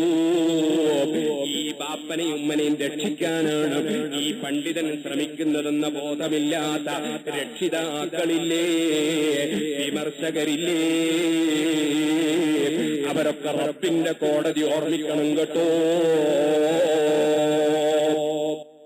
ഓരോ മനുഷ്യന്റെയും കൽബിലുള്ള ഉദ്ദേശം എന്താണ്?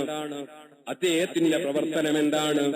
അദ്ദേഹം ചെയ്യുന്നത് എന്തിനാണ് എന്ന് ചിന്തിക്കാതെ നാവും അല മുഴുവനും ദൈവത്തും നിറച്ചു നടക്കുന്നവരില്ലേ, അവരാലോചിച്ചോളണം പടച്ച റബ്ബിനൊരു കോടതിയുണ്ട് എന്ന് ഓർമ്മിച്ചോളണം. ഒരിക്കലും റബ്ബിന്റെ കോടതിയിൽ നിന്ന് ഒരു മുസ്ലിയാരും ഒരു മുതലാളിയും ഒരു തൊഴിലാളിയും ഒരു പാവപ്പെട്ടവനും ഒരു പണക്കാരനും റബ്ബിന്റെ കോടതിയിൽ നിന്ന് വെറുതെ പോകൂല കേട്ടോ.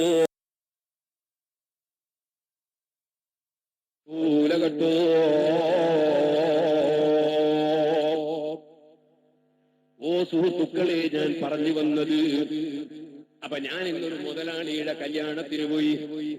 അതുപോലെ പല ദിവസവും മുതലാളിമാർ ക്ഷണിച്ചാൽ പോകാറുണ്ട്, സാധുക്കൾ ക്ഷണിച്ചാലും പോകാറുണ്ട്. സുബ്ഹാനല്ലാഹ്. ഇന്ന് വളരെ പാവപ്പെട്ട ഒരു മനുഷ്യന്റെ കല്യാണത്തിന് വേറെ ഞാൻ പോയിട്ടുണ്ട്. അവിടുന്ന് ആ ചോറ് തിന്നത്. മറ്റേ മുതലാളിന്റെ കല്യാണത്തിന് ചോറ് തിന്നിട്ടില്ല. സുഹൃത്തുക്കളെ, കാരണം എനിക്ക് ചോറ്റിന്റെ സമയമായത് അവിടെയാണ്. അതുകൊണ്ടാണ് ഇരിക്കട്ടെ പറഞ്ഞു വന്നത്. സാധുവോ മുതലാളിയോ എന്ന് ചിന്തിക്കാൻ നമുക്ക് പറ്റൂല. ക്ഷണിച്ചാൽ സ്വീകരിക്കണം, കഴിയുമെങ്കിൽ പോകണം. പക്ഷേ ഇന്നിപ്പോ പോകാൻ കഴിയുന്നില്ല. എന്റെ കാരണം ഈ കല്യാണ വീട്ടിലേക്ക് അങ്ങ് കയറി പോകുമ്പോ പഴയകാലം പോലെയല്ല. പഴയ കാലത്ത് പുരുഷന്മാരായാലും മുന്നിലെ മുറ്റത്തും പുരുഷന്മാര് നിറയുകയാണ്. പിന്നിലെ വഴി പെണ്ണുങ്ങള് പതാ പിന്നിലെ മുറ്റത്തും പിന്നിലെ കോലായിലും നിറയുകയാണ്. ഇപ്പൊ നമ്മുടെ നാടുകളിൽ കല്യാണം നടക്കുമ്പോ അങ്ങനെ ഒരു വിവേചനം കാണുന്നില്ല. എപ്പോഴും മുതൽ ാണ് നമ്മളെ നാടുകളിൽ മുസ്ലിമീങ്ങളെ നിയമം എടുത്തു കളഞ്ഞത്. ആണും പെണ്ണും ഒരുമിച്ച് കസേരയിലിരിക്കുകയും ഒരുമിച്ച് പന്തലിൽ പങ്കെടുക്കുകയും ഒരുമിച്ച് ഊടുകയും അങ്ങനെ ഈ വീട്ടിലേക്ക് ക്ഷണിക്കപ്പെട്ട പണ്ഡിതന്റെ അന്തസ്സും അഭിമാനവും പോലും നഷ്ടപ്പെടുത്തുന്ന വിധം പെണ്ണുങ്ങളെന്നുള്ളിലൂടെ ഈ പണ്ഡിതൻ പോകുന്ന സമയത്ത് അതിങ്ങനെ പിടിച്ചെടുത്തിട്ട് വാട്സപ്പിലിടുന്ന ചില ദുഷ്ടന്മാരില്ലേ. പണ്ഡിതന്മാരെ ദീപത്ത് കൊണ്ട് നാം എപ്പോഴും നിറഞ്ഞു നിൽക്കണമെന്ന് ഉദ്ദേശിക്കുന്ന കുറെ ദുഷ്ടന്മാരും ലോകത്ത് ജീവിക്കുന്നില്ലേ. അതുകൊണ്ട് പറയട്ടെ, വിവാഹത്തിന് പണ്ഡിതന്മാരെ ക്ഷണിക്കുന്നുണ്ടെങ്കിൽ അവർക്കൊന്ന് സ്വതന്ത്രമായി വന്ന് കല്യാണ വീട്ടിൽ പോയിട്ട് അതാ പെണ്ണും കിടന്ന് കലർന്നിടരാതെ ഇടകലരാതെ വന്ന് പോകാനുള്ള സൗകര്യം ചെയ്യാൻ കഴിയാത്തവർ ഒരു പണ്ഡിതനെയും കല്യാണത്തിന് ക്ഷണിക്കരുത് കേട്ടോ. അതാ പഠിച്ച ഇൽമ കൊണ്ട് ലുപ്തരാണിക്കാൻ പറ്റൂല. അത് തുറന്ന് പറഞ്ഞേ പറ്റൂ.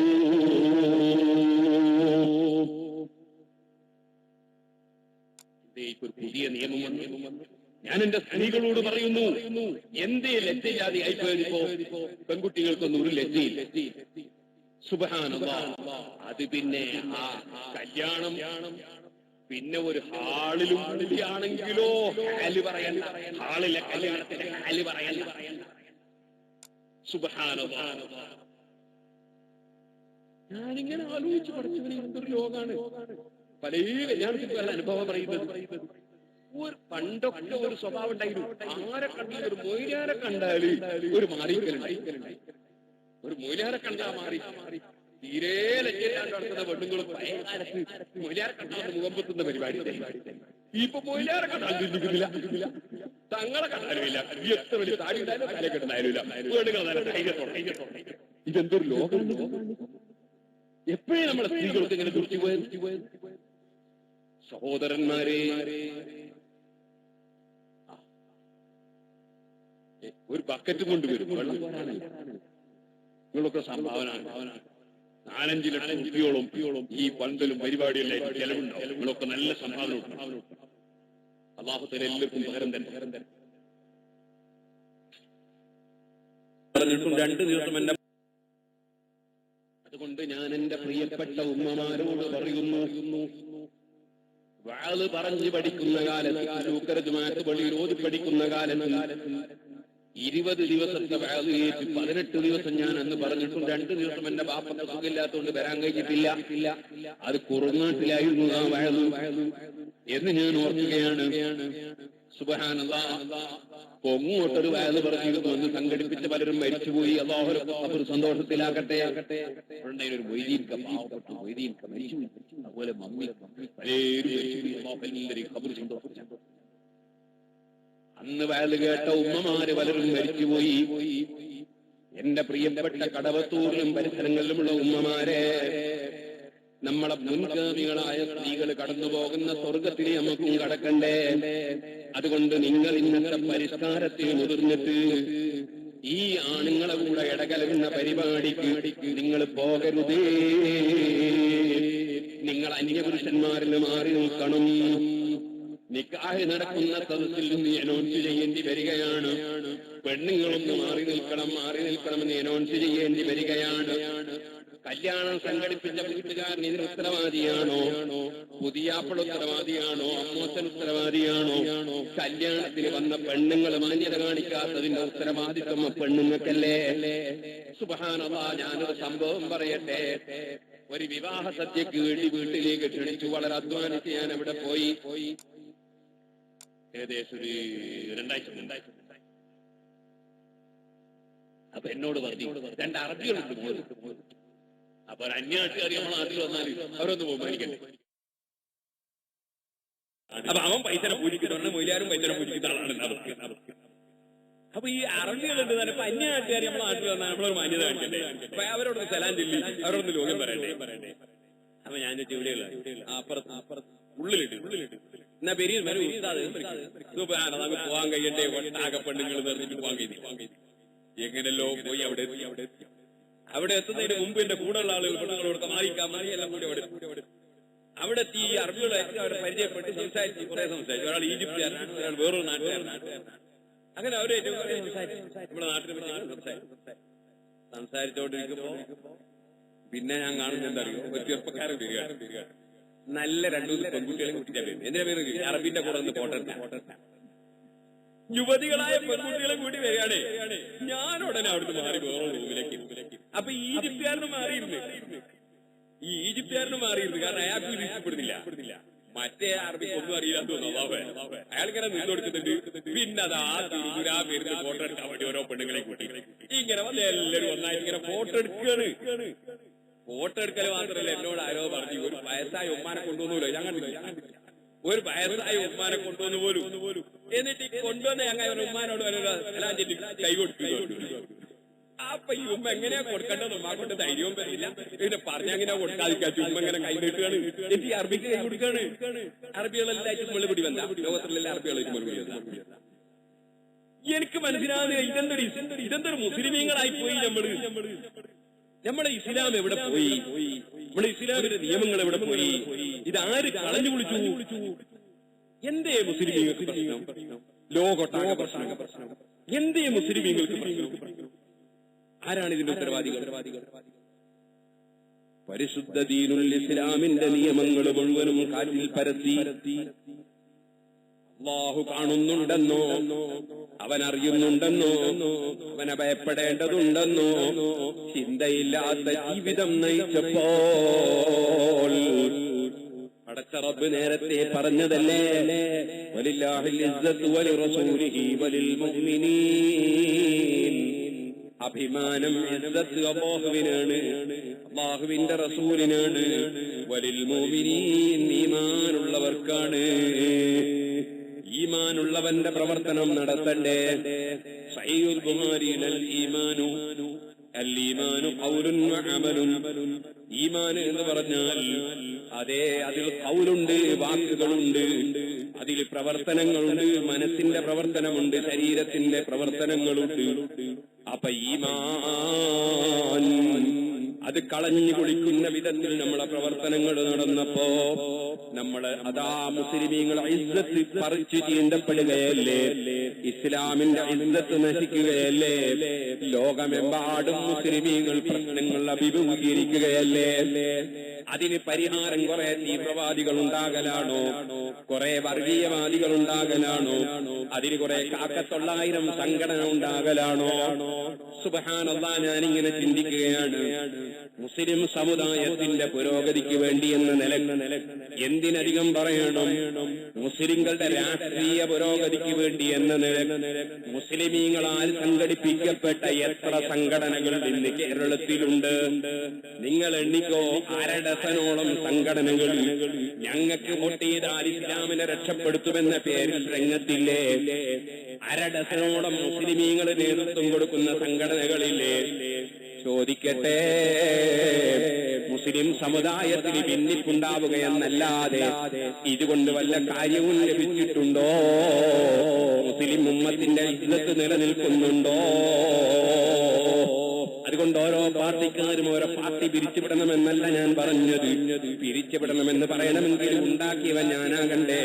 എനിക്കത് പിരിച്ചുവിടാൻ അധികാരമില്ലല്ലോ, പറയാനും അധികാരമില്ലല്ലോ. പക്ഷേ ഞാൻ ചോദിക്കട്ടെ, മുസ്ലിമീങ്ങളെ മനസ്സുകളൊന്ന് ഒന്നിച്ചുകൂടെ? മുസ്ലിമീങ്ങളെ മനസ്സുകളൊന്ന് യോജിച്ചുകൂടെ? പരസ്പരം കുറ്റം പറയുന്നതിന് പകരം, പരസ്പരം ചീത്ത പറയുന്നതിന് പകരം, പരസ്പരം നശിപ്പിക്കുന്നതിന് പകരം, പരസ്പരം വിമർശിക്കുന്നതിന് പകരം ഒരു പാവപ്പെട്ട യതീം കുട്ടി, ആ കുട്ടിയുടെ ബാപ്പ മരിച്ചിട്ട് കൊല്ലങ്ങൾ എത്രയോ ആയി, സംരക്ഷിക്കാൻ ആരുമില്ല. വിധവയായ പെണ്ണ് യതീം കുട്ടിയെ സംരക്ഷിക്കുന്നു, അതിന്റെ പുറമെ വേറെയും യതീം കുട്ടികളെ സംരക്ഷിക്കുന്നു. ആ പാവപ്പെട്ട യതീം കുട്ടികളെ സംരക്ഷിക്കുന്ന പെണ്ണ് ഏതോ ഒരു സ്ഥാപനത്തിൽ കൊണ്ടുപോയി പഠിപ്പിച്ചാൽ എന്റെ ആ കുട്ടിയുടെ ഭക്ഷണം അവിടെ നിന്ന് കഴിയും, മതപരമായും ഭൗതികമായുമുള്ള വിവരം ലഭിക്കുമെന്ന് മനസ്സിലാക്കി ആ പാവപ്പെട്ട യതീം കുട്ടിയെ ഒരു സ്ഥാപനത്തിൽ കൊണ്ടുപോയി ചേർത്താൽ അവിടെ ആ യതീം കുട്ടി പഠിച്ചു വളരുന്നതിനിടയിൽ ആ സ്ഥാപനം നടത്തുന്നവരോടുള്ള അസൂയ കാരണത്താൽ ആ യതീം കുട്ടിയെ ഒന്ന് ജയിലിലടച്ചാൽ നടക്കുന്ന ആളുകളെ ഒന്ന് വഷളാക്കാമെന്ന് മനസ്സിലാക്കി പടച്ച റബ്ബ് സുബ്ഹാനഹു വ തആല ഉണ്ടെന്ന തോന്നൽ പോലുമില്ലാതെ പാവപ്പെട്ട നിരപരാധികളെ ജയിലിലടച്ചിട്ട് നോക്കി ചിരിക്കാനും ആഹ്ലാദിക്കാനും അതിന് പ്രോത്സാഹിപ്പിക്കാൻ പണ്ഡിതന്മാരടക്കം തലപ്പാവ് ധരിച്ചുകൊണ്ട് രംഗത്തുള്ള കാലമല്ലേ. മുസ്ലിമീങ്ങൾക്ക് ഇസ്സത്ത് ലഭിക്കലെങ്കിലേ അല്ലാഹുവിന്റെ ദീനിലെ നിയമങ്ങളില്ലേ, ആ നിയമങ്ങൾ നമ്മൾ പാലിക്കേണ്ടതില്ലേ, അത് നമ്മൾ ആലോചിക്കേണ്ടതില്ലേ? ഒരു മനുഷ്യനെ സംബന്ധിച്ച് വ്യഭിചാരാരോപണം പറയണമെങ്കിൽ അതാ സുറുമക്കോല് കുപ്പിയിലിറങ്ങുന്നത് പോലെ 4 സാക്ഷികൾ കണ്ടിരിക്കണമെന്നത് ഇസ്ലാമിന്റെ നിയമമല്ലേ? ആ ഇസ്ലാമിന്റെ നിയമം കാറ്റിൽ പറത്തിയാൽ പിന്നെ പറത്തിയവൻ പണ്ഡിതനാണോ, തുടരാൻ പറ്റുന്നവനാണോ, മതത്തിന് നേതൃത്വം കൊടുക്കാൻ പറ്റുന്നവരാണോ? അത് ചിന്തിക്കാൻ മുസ്ലിമീങ്ങൾ വളരേണ്ടതില്ലേ? പരിശുദ്ധ ഇസ്ലാമായ നിലയ്ക്ക് തന്നെ ഇവിടെ നിലനിൽക്കേണ്ടതില്ലേ? ഇസ്ലാം നശിച്ചിട്ട് നമ്മൾ കുറെ ആളുകളുണ്ടായാൽ അതുകൊണ്ട് ഇസ്ലാമിന് പുരോഗതി ഉണ്ടാകുമോ? ഇസ്ലാം നിലനിൽക്കുമോ? ഇസ്ലാമിന്റെ നിയമങ്ങൾ പാലിക്കേണ്ടതില്ലേ?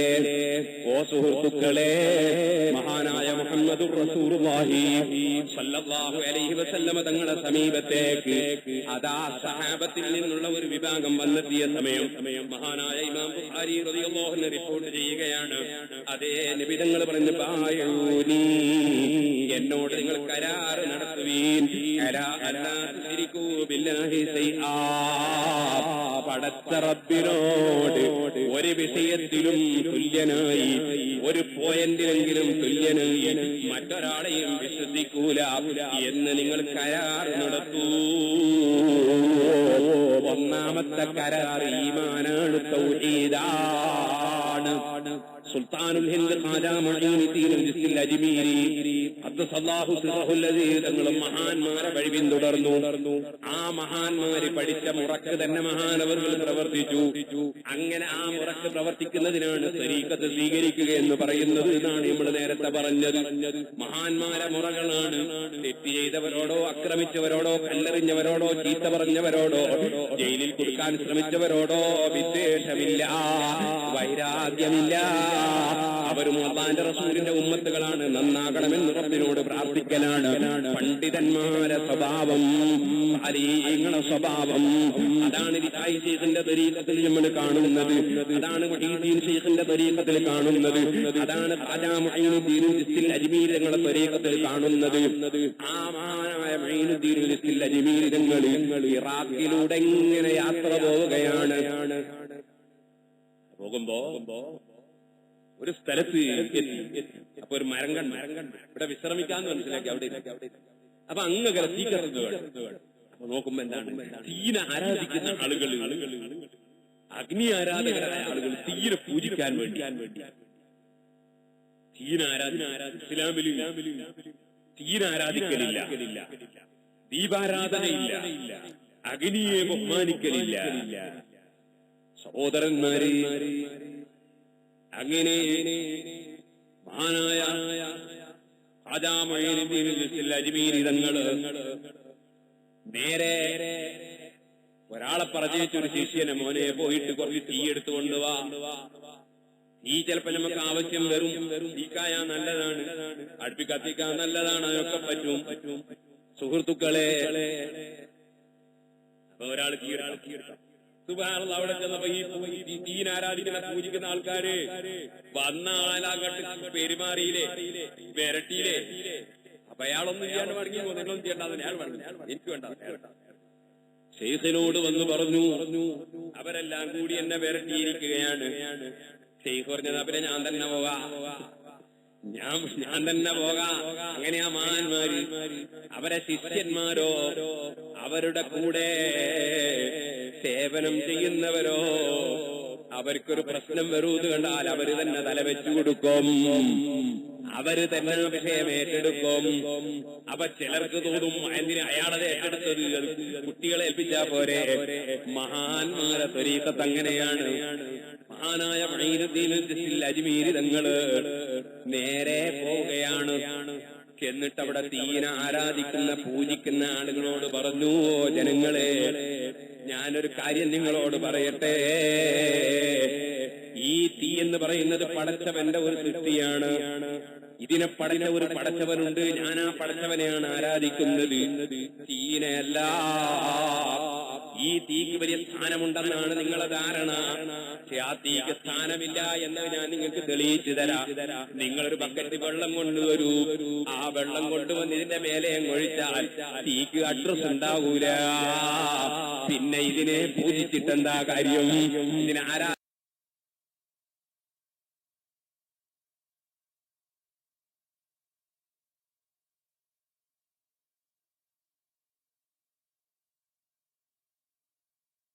ഴേക്ക് പരാജയപ്പെടുന്നതല്ലേ തീ? ഞാൻ ആരാധിക്കുന്ന ദൈവം അങ്ങനെയല്ല, അവനെ ആർക്കും പരാജയപ്പെടുത്താൻ സാധ്യമല്ല. അവൻ ലോകമൊട്ടാകെ സൃഷ്ടിച്ച് അതാ സർവാധികാരങ്ങളുമുള്ള രാജാവാണ്. രണ്ടാമതായി ഞാൻ നിങ്ങളോട് പറയട്ടെ, ഈ തീയിൽ നിന്ന് നിങ്ങൾക്കൊരു കാരുണ്യവും പ്രതീക്ഷിക്കാൻ പറ്റൂല. നിങ്ങൾ ആ തീക്ക് വിറകിങ്ങനെ അണച്ചു കൊടുക്കുന്ന സമയത്ത് നിങ്ങൾ അറിയാതെ നിങ്ങളെ കയ്യെങ്ങാനും തീയെ പെട്ടുപോയാൽ നിങ്ങളെ കൈ പൊള്ളിച്ചു കഴിഞ്ഞ ക്രൂര മനസ്സുള്ള സാധനമാണ് തീ. എനിക്ക് വിറക് തരികയായിരുന്നു അയാള് എന്ന ഒരു ചിന്ത പോലും ഇല്ലാതെ നിങ്ങളെ കൈ പൊള്ളിക്കുന്ന സാധനമാണ് തീ. ഇത്രയും ക്രൂര മനസ്സുള്ള വെള്ളത്തിന്റെ മുമ്പിൽ അഡ്രസ് കാണാത്ത സാധനത്തെ ആരാധിക്കുന്നതിനർത്ഥമുണ്ടോ? ലോകത്തെ മുഴുവനും സൃഷ്ടിച്ച രാജാവിനെ ആരാധിക്കാൻ വരൂ. നിങ്ങൾ അങ്ങനെ ചെയ്യുന്നില്ലെങ്കിൽ ഞാൻ നിങ്ങളൊന്നും പകരം ചെയ്യുന്നില്ല. ഞാൻ എന്റെ ആശയം പറഞ്ഞതാണ്. ഒരു കാര്യം പറയുകയാണ്, ആരാധ്യനായ പടച്ചവൻ വലിയ ഗൗരവമേറിയ തീ ഉണ്ടാക്കി വെച്ചിട്ടുണ്ട്. ആ തീ മരണശേഷം ലഭിക്കുന്ന തീയാണ്. അതിന് നരകമെന്നാണ് പേര്. ആ നരകത്തിൽ നിങ്ങളെ റബ്ബാകുന്ന രാജാവ് നിങ്ങളെ ശിക്ഷിക്കുമ്പോൾ ഈ പണ്ഡിതൻ ഞങ്ങളെ നാട്ടിൽ വന്നിട്ട് ഇത് അദ്ദേഹത്തിന് ബോധ്യമുണ്ടായിട്ടും അയാൾ പറഞ്ഞു തന്നിട്ടില്ലെന്ന് എന്നെ പറ്റി അതാ ലോകസട്ടാവിന്റെ മുമ്പിൽ നിങ്ങളൊരു കംപ്ലൈന്റ് പറയരുതേ. എന്റെ ഉത്തരവാദിത്വം ഞാൻ നിർവഹിച്ചിരിക്കുന്നു.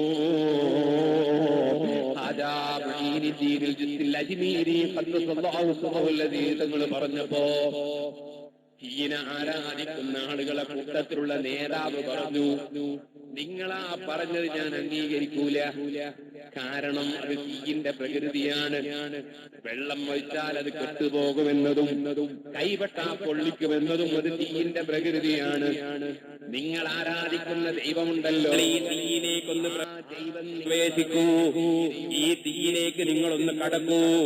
എന്നിട്ട് നിങ്ങളെ ശരീരം പൊള്ളുന്നില്ലെങ്കിൽ ആ ദൈവം ഈ തീയിനെ നിയന്ത്രിക്കുന്നുണ്ടെങ്കിൽ ഞാൻ നിങ്ങൾ പറഞ്ഞത് ശരിയാണെന്ന് വിശ്വസിച്ചോളാം.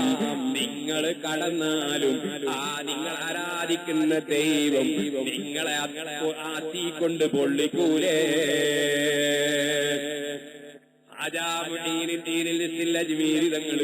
നമ്മളെ പോലത്തെ ഒരാളല്ല. പടച്ച റബ്ബ് പറഞ്ഞില്ലേ, അവനും അടുത്താൽ ഫർളായ കർമ്മങ്ങളെ കൊണ്ടാണ് റബ്ബിലേക്ക് അടുക്കുന്നത്. അതിന്റെ പുറമെ സുന്നത്തും വർദ്ധിപ്പിക്കുമ്പോഴാണ് കൂടുതൽ അടുക്കുന്നത്. അങ്ങനെ ഞാനങ്ങ് അടുത്താൽ അല്ലാഹു പറഞ്ഞില്ലേ, ഞാൻ ഒരാളുമായി ഞാൻ അവനെ അങ്ങ് സ്നേഹിച്ചാൽ അവന്റെ കൈയും കാലും കണ്ണും കാതും ഒക്കെ ഞാനാകുമെന്ന് പറഞ്ഞില്ലേ. അഥവാ സാധാരണ കൈ പോലെയല്ല, സാധാരണ കാല് പോലെയല്ല, സാധാരണ കണ്ണ് പോലെയല്ല, സാധാരണ കാത് പോലെയല്ല എന്ന് മാത്രമല്ല, ഇമാം ബുഖാരി റിപ്പോർട്ട് ചെയ്ത ഖുദ്സിയായ ഹദീസാണ്. അത്തരം മഹാന്മാർ എന്നോടൊരു കാര്യം ആവശ്യപ്പെട്ടാൽ ഞാൻ നിശ്ചയമായും അത് കൊടുക്കുക തന്നെ ചെയ്യും. അതെ, അവര് കാവല് ചോദിച്ചാ കാവല് കൊടുക്കുക തന്നെ ചെയ്യും എന്ന് റബ്ബ് പറഞ്ഞില്ലേ. അക്കൂട്ടത്തിൽ ഒരാളല്ലേ ഖാജാ മുഈനുദ്ദീനിൽ അജ്മീരി ഇറാഖിൽ വെച്ച് ആ ചർച്ച നടന്നുകൊണ്ടിരിക്കുമ്പോ മഹാനവറുകൾ ആ തീയിനെ ആരാധിക്കുന്ന ആളുകളെ കൂട്ടത്തിൽ നിന്ന് ഒരു ചെറുപ്പക്കാരന്റെ കൈ ഇങ്ങ് പിടിച്ചു. ആ ചെറുപ്പക്കാരന്റെ കൈയും പിടിച്ചിട്ട് കൊൽനായാനാറുകൂനി ബർദം വസലാമാ, പരിശുദ്ധ ഖുർആനിന്റെ വചനത്തിന് വലിയ ബഹുമാനമല്ലേ, അതിന് വലിയ ബറക്കത്തല്ലേ. അതാര് നിഷേധിച്ചാലും പരിശുദ്ധ ഖുർആനിന്റെ വചനത്തിന്റെ ബറക്കത്ത് പറഞ്ഞാൽ തീരോ. എന്നും പറഞ്ഞ് ഈ ചെറുപ്പക്കാരന്റെ കൈയും പിടിച്ചിട്ട് തീയിലേക്ക് കാലെടുത്തങ്ങ് വെച്ചു. നാല് ഭാഗത്തും ആളുകൾ ബഹളം വെക്കുകയാണ്, ആളുകൾ അത് നിലവിളിക്കുകയാണ്. നേരെ തീയിലേക്ക് കടന്നങ്ങ് ചെന്നിട്ട് ഖാജാ മുഈനുദ്ദീൻ അജ്മീരി തങ്ങൾ കുറെ സമയം അവിടെ നിന്ന് വിശ്രമിച്ചതിന് ശേഷം മഹാനായ ഖലീലുല്ലാഹി ഇബ്രാഹിം അലൈഹിസ്സലാത്തു വസ്സലാമിനെ നമ്രൂദ് തീയിലിടുമ്പോ പടച്ചവന്റെ ഓർഡർ എന്തായിരുന്നു എന്ന് ഖുർആൻ പറഞ്ഞില്ലേ. ആ ഓർഡറുള്ള ആയത്തും ഓതിയിട്ടാണ് അങ്ങ് കടന്നത്.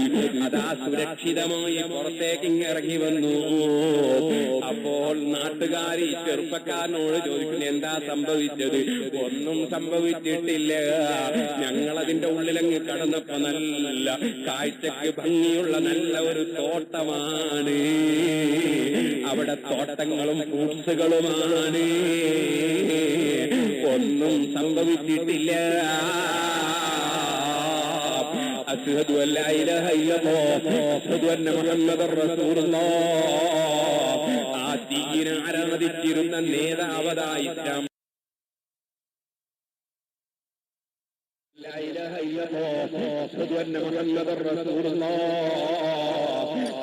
സ്വീകരിച്ച് അബ്ദുള്ള എന്ന പേര് വെക്കുന്നു. ഈ ചെറുപ്പക്കാരൻ ഇബ്രാഹിം എന്ന പേര് വെക്കുന്നു. മുഴുവൻ ആളുകളും ഇസ്ലാമിലേക്ക് വരുന്നു. നമ്മുടെ മുൻഗാമികളായ മഹാന്മാരുടെ ഇത്തരം ആത്മീയമായ സ്ഥാനങ്ങളിലൂടെയല്ലേ, പവറുകളിലൂടെയല്ലേ ഇസ്ലാം മതം ലോകം മുഴുക്കെ പ്രചരിച്ചത്.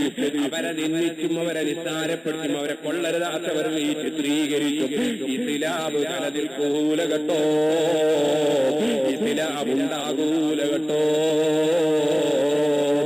ആ മഹാന്മാരെ സ്നേഹിച്ചുകൊണ്ട് അവരെ സ്വീകരിച്ചുകൊണ്ട് അവര് പഠിപ്പിച്ച തൗഹീദിൽ ഉറച്ചു നിന്നുകൊണ്ട് ജീവിക്കണം. അതാണ് അല്ലാഹുവിന്റെ റസൂൽ സല്ലല്ലാഹു അലൈഹി വസല്ലം ഒന്നാമതായി പറയുന്ന കരാറ്. നിങ്ങൾ അല്ലാഹുവിന് ഒരു വിഷയത്തിലും അതാ ഒരു പോയിന്റിലും ഒരു തുല്യനുമുണ്ടെന്ന് വിശ്വസിക്കരുതേ. രണ്ടാമതായി അവിടുന്ന് നടത്തുന്ന കരാർ എന്താണ്? സാമൂഹ്യമായൊരു പ്രശ്നം ഒരു നാട്ടിലും ഉണ്ടാകരുത്. അതേ, ധാരാളം കള്ളന്മാരിറങ്ങിയാൽ പിന്നെ സമാധാനമുണ്ടോ? ഒരു കല്യാണത്തിന് പോകാൻ ധൈര്യം വരുമോ? ഒരു സമ്മേളനത്തിന് പോകാൻ ധൈര്യം വരുമോ? ഒരു ബാപ്പാനുമാനെയും ചെന്ന് നോക്കാൻ ധൈര്യം വരുമോ? അതുകൊണ്ട് തന്നെ സാമൂഹ്യമായ തിന്മകളൊന്നും ഉണ്ടാകരുത്.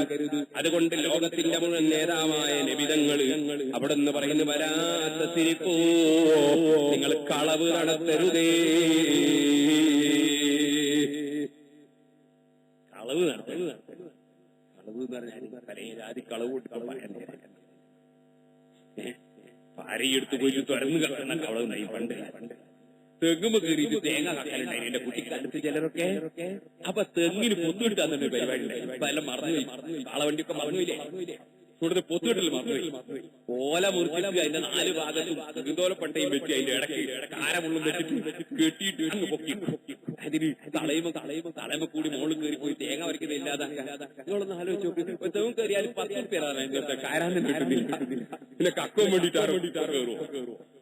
സുബ്ഹാനല്ലാഹ്, കാലത്തിന് ദുർമാർഗ്ഗം ഇരിക്കട്ടെ. അങ്ങനെ തെങ്ങുമ്പോ കയറി തേങ്ങാക്കുന്നവരുണ്ടായി. ഇപ്പോഴത്തെ കളവ് എങ്ങനെയാ നിങ്ങൾ? അങ്ങനെയൊന്നും കളവ് ഇപ്പൊ കാര്യമായിട്ട് നടക്കുന്നില്ല. ഇപ്പൊ കാര്യമായ കളവ് എന്താണെന്നറിയോ? കാര്യമായ കളവ് സൂപ്പർ മാർക്കറ്റിൽ മുതലാളി നിന്നത് തൊഴിലാളി കക്കുക, കേസ് നിർത്തിയും കക്കുക.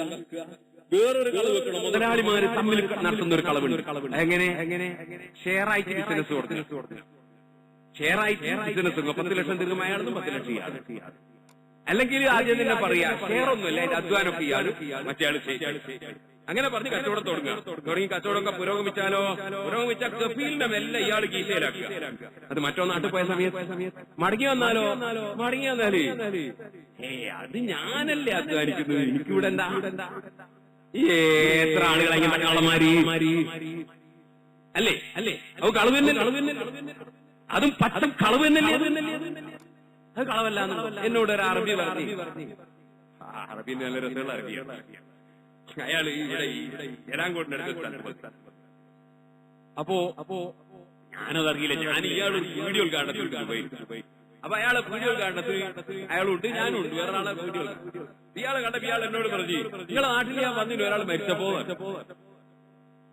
എന്നിട്ട് എങ്ങനെ നിങ്ങളെ നാട് മുഴുവൻ വിദേശ ഞാൻ എന്താ വിദേശത്ത് കണ്ടത്? മറ്റാളെ എനിക്കറിയാം, എന്റെ ഒരു സ്നേഹിതനെ അദ്ദേഹത്തിന്റെ കബർ സന്തോഷത്തിലേക്ക്. അത് നിങ്ങളെ നാട്ടിൽ മരിച്ച മയ്യത്ത് കബറിൽ കൊണ്ടുവച്ചതിന് ശേഷം ഒരു മരത്തിന്റെ ഒരു കഷ്ണം എടുത്തിട്ട് ഇങ്ങനെ കുത്തുന്നു, ഒരു മരത്തിന്റെ ഒരു ചില്ലിയെടുത്ത് കുത്തുന്നത്. അത് വിദേശത്താ നിങ്ങളോട് ആരാ പറയുന്നത്? വിദേശത്തിലാണ് സുന്നത്താന്ന്. എല്ലാ കർമ്മശാസ്ത്രക്കും എന്തെങ്കിലും ഇല്ലേ ഒരു പച്ച ഒരു സാധനം കുത്തുന്നത് സുന്നത്താ. അത് മുഹമ്മദ് നബി ചെയ്തിട്ടുണ്ടോ? ഞാൻ മുഹമ്മദ് നബി ചെയ്ത ബുഖാരിയിലില്ലേ? സ്വഹീഹുൽ ബുഖാരിയിലില്ലേ നബി സല്ലല്ലാഹു അലൈഹി വസല്ലം തങ്ങൾ ഈത്തപ്പനയുടെ കഷ്ണം എടുത്തിട്ട് ഖബറിന്റെ മേലെ കുത്തിയിട്ട് അത് പച്ചയായി നിൽക്കുന്ന കാലത്തോളം ഖബറിലുള്ള ശിക്ഷ ഇളവിയപ്പെടുന്നത് ബുഖാരിയിലില്ലേ? ഞാനിത് ഇതുവരെ കേട്ടിട്ടില്ല. കേൾക്കാത്തോണ്ടാണ് നിങ്ങൾ പഠിക്കാതെ. ഞങ്ങളെ കേരളത്തിലുള്ള പഴയ ആലിമീങ്ങളുണ്ടല്ലോ, അവർ നല്ല പഠിച്ച ആലിമീങ്ങളാ. അവരൊരു വിദേശത്ത് ഇവിടെ പ്രചരിപ്പിച്ചില്ലല്ലോ, പറ്റുന്നത് മാത്രമേ പ്രചരിപ്പിച്ചിട്ടുള്ളൂ. അതുകൊണ്ട് അതൊന്നും വിദേശത്ത് അറിവില്ലാത്തോണ്ട് അയാൾ ഞാൻ തിരിച്ചിട്ടോ. അറബികൾ അങ്ങനെ അവർ വേഗം തിരിച്ചു, അവർക്ക് വാശിണ്ടാവും. അവർ വേഗം ബുഖാരിയിലെ ഹദീസ് മനസ്സിലാക്കി. അങ്ങനെ ഇതേ അറബി ഇവിടെ നാട്ടിലും പിന്നീട് വന്നപ്പോ ഞാൻ എന്ത് ചെയ്തു അറിയോ? അന്ന് പാറക്കടവിൽ 6ഓളം ഓലച്ചെറ്റുണ്ട്. കുട്ടികൾ ഇംഗ്ലീഷ് മീഡിയം സ്കൂൾ പഠിക്കുന്ന ബിൽഡിംഗ് ഇല്ല, ഷെറ്റിലിങ്ങനെ പഠിക്കുന്ന കുട്ടികൾ.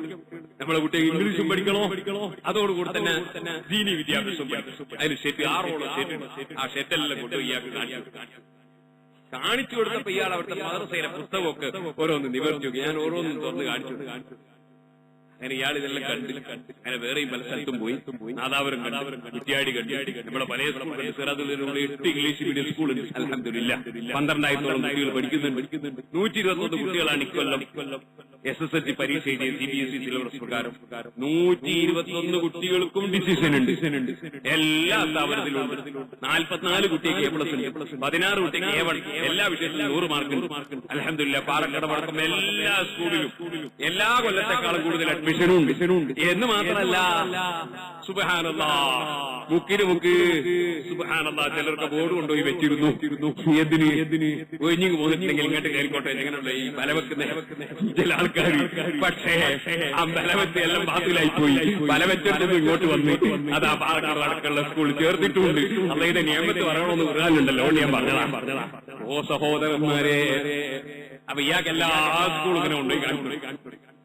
സ്കൂളെല്ലാം ഇയാൾ കണ്ട്, സ്ഥാപനമെല്ലാം കണ്ട്. ഇയാൾ അങ്ങനെ അൽഹംദുലില്ലാ വയനാട്ടിൽ വളരെ പാവപ്പെട്ട ആളുകളുടെ സ്ഥലത്ത് ഒരു പള്ളി നിർമ്മിക്കാനും അതുപോലെ തന്നെ വേറൊരു സ്ഥലത്ത് സ്കൂൾ നിർമ്മിക്കാൻ സഹായിച്ചു. അല്ലാഹു അദ്ദേഹത്തിന് ഹൈറിയ. പക്ഷെ ഇയാൾ എന്നോട് നിങ്ങളോടൊരു കാര്യം പറയാനുണ്ട്. അതായത് നിങ്ങൾ പ്രസംഗിക്കുന്ന മുസ്ലിംമാർക്ക് ഇവിടെ കുറെ നിങ്ങളൊക്കെ പ്രസംഗിക്കുന്നതെന്ന് എനിക്കറിയാം, പക്ഷെ കക്കരുത് ഒറ്റ പുരാൻ പറയുന്നില്ല. ഞാൻ ചോദിച്ചാൽ കളവെടുത്തെന്ന് പറയാതിരിക്കും മുലാമാർ. എന്നിട്ട് നിങ്ങളെ ഇയാൾ പറഞ്ഞ കേട്ടോ, ഞാൻ വിശ്വസിക്കുന്നൊന്നുമില്ല. അയാൾ പറഞ്ഞ പോലെ ഞാൻ വിശ്വസിക്കുന്നില്ല. എന്നാലും ഞാൻ പറയാൻ പറഞ്ഞ കാര്യം പറഞ്ഞല്ലോ. എന്നിട്ട് സുബ്ഹാനല്ലാഹ് എല്ലാ സൂപ്പർ മാർക്കറ്റിലും കളവാണ്. അപ്പൊ അയാൾ നോക്കി കുറെ സൂപ്പർ മാർക്കറ്റ് കെട്ടിയില്ല. എന്നിട്ട് ഇയാൾ എന്നോട് പറഞ്ഞു, ഒരു സൂപ്പർ മാർക്കറ്റിൽ നിന്ന് ദിവസം 500 ദിർഹം അവരുടെ കട്ടത്. അവനോട് ചോദിച്ചപ്പോ അവൻ പറഞ്ഞു, മാ അഹൽത്തു ചെയ്യാൻ ഇല്ല നീല നോട്ട്. ഞാനൊന്നും എടുത്തിട്ടില്ല, നീല നോട്ടല്ല. അയാൾ എന്നെ നീല നോട്ടെന്ന് മലയാളത്തിലാ പറഞ്ഞു. അപ്പൊ ഈ രൂപത്തിൽ കക്കുന്നവരുണ്ട് വിദേശത്തെ. ആ കക്കാൻ ഏത് കിതാബിലുള്ളത്? ഒരു ടെലിഫോണ് പോലും അന്യന്റേതെടുത്തു പോകരുതേ.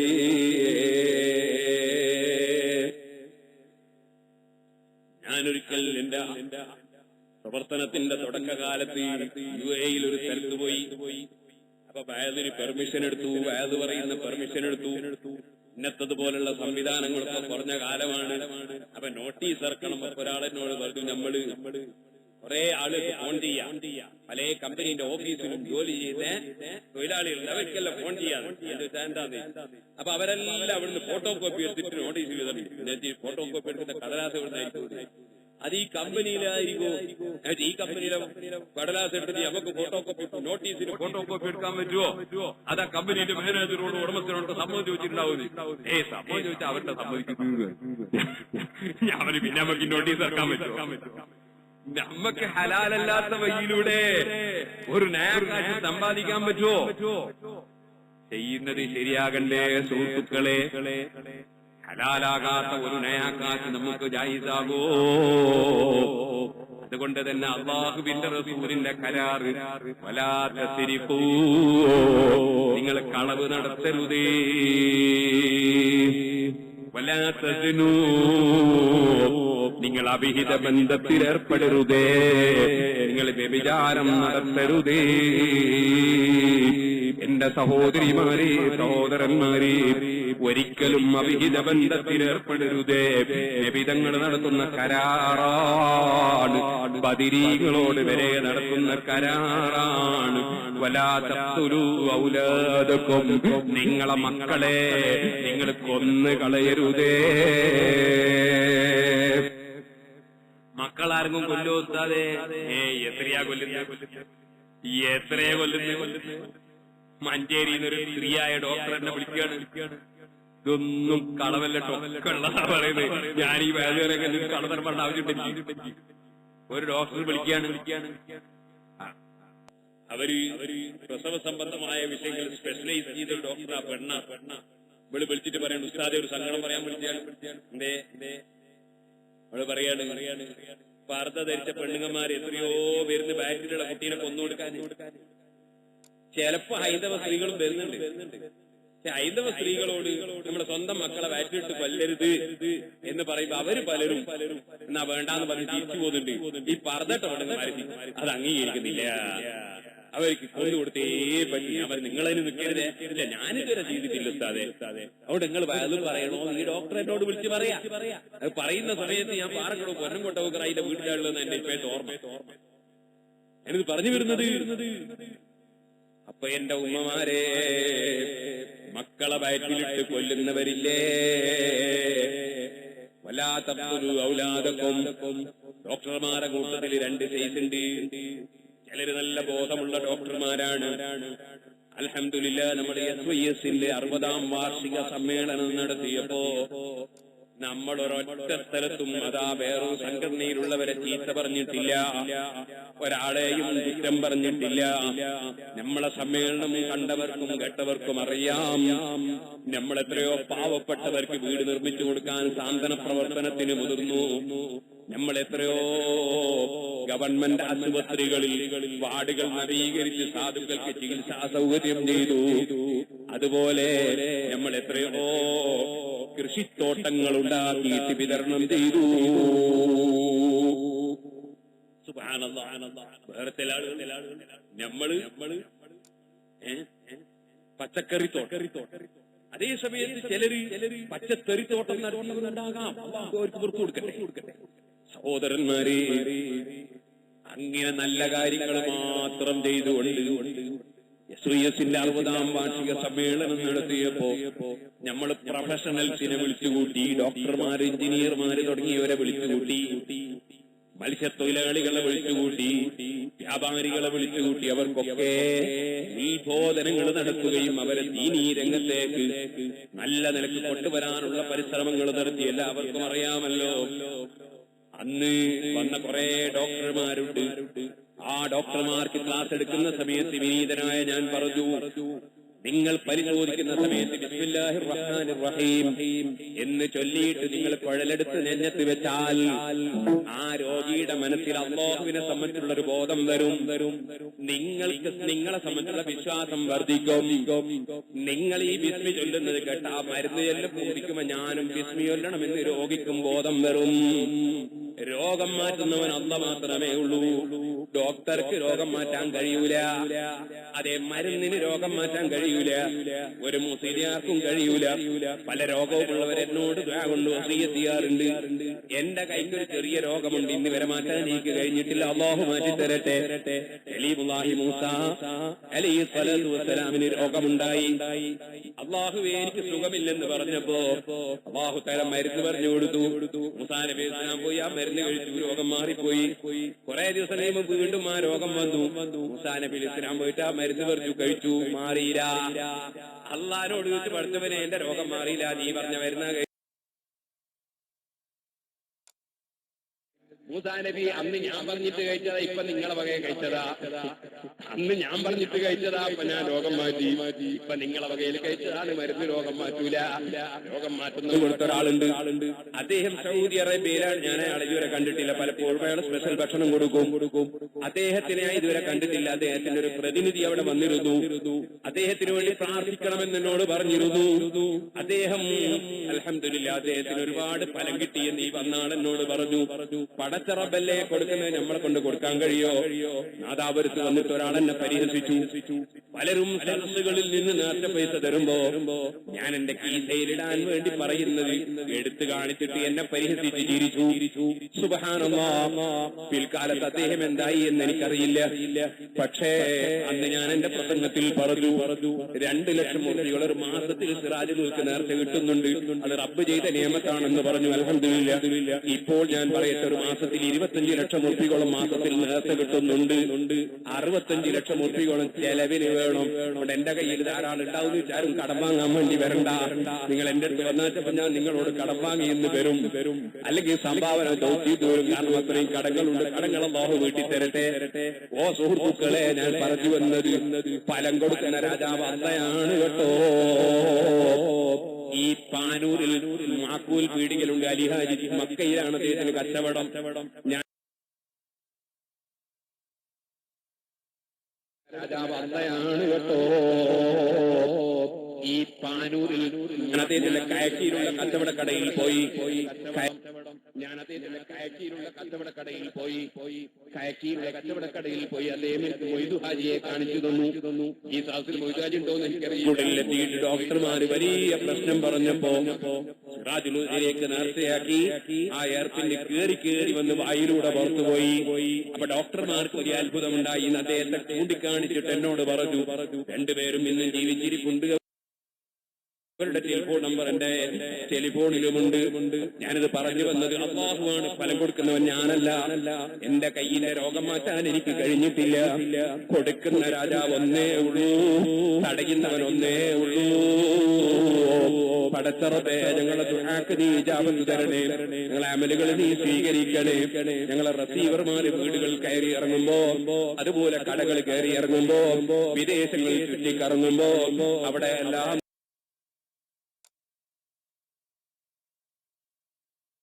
ഞങ്ങളെ റസീവർമാര് വീടുകൾ കയറി ഇറങ്ങുമ്പോ, അതുപോലെ കടകൾ കയറി കഴിവിന്റെ പരമാവധി സംഭാവന കൊടുത്ത് നിന്റെ ഖുർആൻ മനഃപ്പാഠമാക്കാൻ വേണ്ടി ശ്രമിക്കുന്ന മക്കള്, ആ മക്കൾക്ക് ഭക്ഷണം കൊടുക്കാൻ, നിന്റെ ദീനിന്റെ ഇൽമു പഠിക്കുന്ന മക്കൾക്ക് ഭക്ഷണം കൊടുക്കാൻ. ഞങ്ങളെ ഇംഗ്ലീഷ് മീഡിയം സ്കൂളിൽ തന്നെ 100 കണക്കിന് കുട്ടികൾ അൽഹംദുലില്ലാ ഇംഗ്ലീഷ് മീഡിയം സ്കൂളിൽ മുതലാളിമാരെ അതേ വസ്ത്രം ധരിച്ച്, മുതലാളിമാരെ മക്കൾ വരുന്ന അതേ വണ്ടി കയറി, മുതലാളിമാരെ അതേ ശൈലിയിൽ തന്നെ എത്തി കുട്ടികളോടൊരു നയാ കാശ് വാങ്ങാതെ സിറാജുൽ ഹുദയുടെ കീഴിൽ 100 കണക്കിന് എത്തി കുട്ടികൾ പഠിക്കുന്നുണ്ട് ഇംഗ്ലീഷ് മീഡിയം സ്കൂളിൽ. റബ്ബേ, അതൊക്കെ നീ ഖബൂൽ ചെയ്യണേ അല്ലാഹ്. അതിന് സഹായിക്കുന്ന മുഴുവൻ ആളുകളെയും നീ സഹായിക്കണേ അല്ലാഹ്. അത് വിദേശത്തും നാട്ടിലും അതിനോട് കൂറ് പുലർത്തുന്ന ആരൊക്കെയുണ്ടോ അവർക്ക് ദുനിയാവും മാത്രം നീ കൊടുക്കണേ അല്ലാ. സർവ്വ മുസീബത്തുകളിൽ നീ കാവൽ നൽകണേ അല്ലാ. ഓ മുഅ്മിനീങ്ങളെ, ഞാനിത് പറഞ്ഞു വന്നത് കൊടുക്കുന്ന രാജാവ് അല്ലാഹു മാത്രമേ ഉള്ളൂ. ആ രാജാവിൽ അർപ്പിക്കണേ ഉമ്മമാരെ. ഡോക്ടർമാര് ചിലര് നല്ല ബോധമുള്ള ചിലരെന്താ ചെയ്യാ, സ്കാൻ ചെയ്തിട്ട് 2 ആഴ്ചയായി ഗർഭിണിയായി, കുട്ടിക്ക് വളർത്തിയില്ല, 2 ആഴ്ച കൊണ്ട് വളർത്തില്ല കൊണ്ട് എടുത്തു കളിയുന്ന ഫത്വ. വേറെ ചില കുറച്ച് ചെറിയ വൈകല്യം സാധ്യത എടുത്തു കളിയുന്ന. വേറെ ചിലര് ഉമ്മാക്ക് മഞ്ഞപ്പത്തുണ്ടായി, അല്ലെ ഉമ്മാക്ക് പൊട്ടിണ്ടായി, ചിക്കൻ ബോക്സ് ഉണ്ടായി, എടുത്തു കളിയുന്ന. ഇങ്ങനെ ഫത്വ കൊടുത്ത കുറെ ഡോക്ടർമാർ അതിനനുസരിച്ച് എടുത്ത് കുറെ സമയത്ത് ഉസ്താദേ മക്കളില്ല, ഒറ്റ മക്കൾ, ഒരു ആയിരം, അത് എടുക്കുക. ഈ എടുക്കുന്നതിന് മുമ്പൊന്ന് വീലാരോട് ചോദിച്ചുകൂടായിനോ? ഇത് എടുക്കുന്നതിന് മുമ്പൊന്ന് ചോദിച്ചുകൂടായിനോ? ഞാൻ ചോദിക്കട്ടെ, വയറ്റിലിട്ട് മക്കളെ കൊല്ലുന്നവരെക്കാൾ വലിയ അക്രമം ചെയ്യുന്നവരാരാണ്? ഒരാളെന്നെ വിളിച്ചു, കുട്ടി പ്രസവിച്ചിരിക്കുന്നു ഉസ്താദ്, കുട്ടിയുടെ കൈക്ക് 2 കൈക്ക് ശേഷിയില്ലാണ് ഡോക്ടർമാരോ, അല്ലെ കാലിനോന്നും ഓർമ്മയില്ല. അതുകൊണ്ട് എന്താ വേണ്ടേ കുട്ടീനെ പോറ്റി തന്നെ? അല്ല, ഡോക്ടർ പറയാം നിങ്ങൾ അങ്ങോട്ട് ഒയന്നു, ആ കുട്ടീനെ കൊണ്ട് ഒയന്നു, കാരണം കാലിന് ചെറിയില്ല, അല്ലെ കൈക്ക് ഒയന്നു. അതുകൊണ്ട് എന്തായാലും പറയുന്നത്, ആ കുട്ടീനെ നമ്മൾ നശിപ്പിച്ചു കളയല്ലേ. ഞാൻ ആ ഡോക്ടറോട് ചോദിക്കേ, അയാളിങ്ങനെ കാറ് ഓടിച്ചു പോകുമ്പോ ആക്സിഡന്റ് ആയി, 2 കാലും ഓടിച്ചു, 2 കൈ ഓടിച്ചു, ഉടനെ തന്നെ അയാൾ വെടിവെച്ച് കൊല്ലല്ലേ വേണ്ടെന്ന് ചോദിച്ചു. കാരണം ഒയന്നൂലേ മക്കള്, ഇയാൾ എടുത്തിട്ടുണ്ടെ 10 ആള് വേണം, ഈ കുഞ്ഞിനെടുക്കാൻ അതിന് മാത്രം 1 ആൾ വേണം. ഒയന്നൂലേ ഡോക്ടറെ കൊണ്ട് ഒയന്നൂലേ? ഇങ്ങനത്തെ കുറെ ഡോക്ടർ, ആ ഡോക്ടർമാർ വന്ന് അങ്ങനെ നന്നാക്കി തൊടാതെ പിരിക്കുന്ന അങ്ങനെ ആയി പോകാൻ പാടുണ്ടോ? നമുക്കങ്ങനെ മക്കളെ കൊല്ലാൻ പറ്റുമോ? അതിനെപ്പറ്റി ആലോചിക്കണ്ടേ? നമ്മൾ മുസ്ലിമാന്ന് പറഞ്ഞ് നടന്നാൽ മതിയോ? നിങ്ങൾ വരി, ഞാൻ എടുത്തു, ഞാൻ കടമേരിക്കാരുണ്ട്,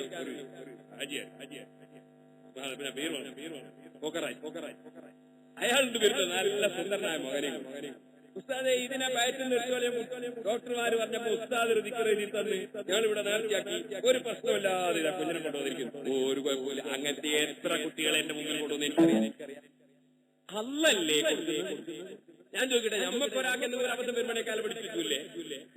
ഈ ചെറിയ മക്കളെ വയറ്റിലിട്ട് കൊല്ലരുതേ ഉമ്മമാരെ.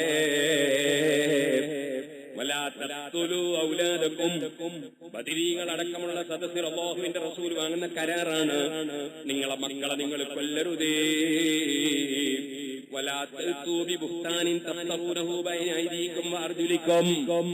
നിങ്ങൾ കള്ളപ്രചരണം നടത്തരുതേ. തെറ്റ് ചെയ്യാത്തവര് തെറ്റ് ചെയ്തുവെന്ന് നിങ്ങൾ ക്ലിപ്പിടരുതേ, നിങ്ങൾ വാട്സപ്പിലിടരുതേ, നിങ്ങൾ പത്രത്തിൽ കൊടുക്കരുതേ. അത്തരത്തിലുള്ള ആളുകൾ ജയിലിൽ കിടക്കണമെന്ന് ചിന്തിച്ച് പത്രം നടത്തരുതേ.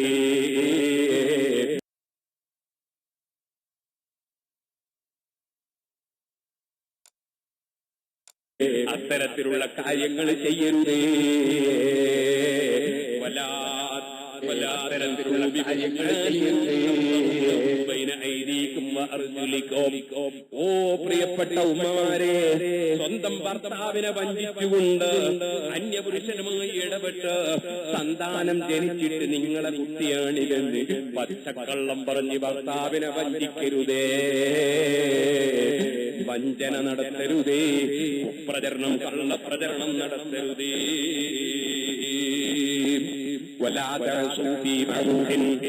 നല്ല കാര്യത്തിൽ നിങ്ങൾ അല്ലാഹുവിന് വിരുദ്ധമായ പ്രവർത്തനം നടത്തരുതേ.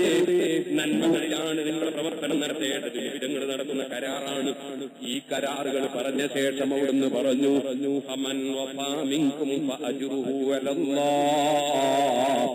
ഈ കരാറ് പൂർത്തീകരിച്ചു വല്ലവനും ജീവിച്ചാൽ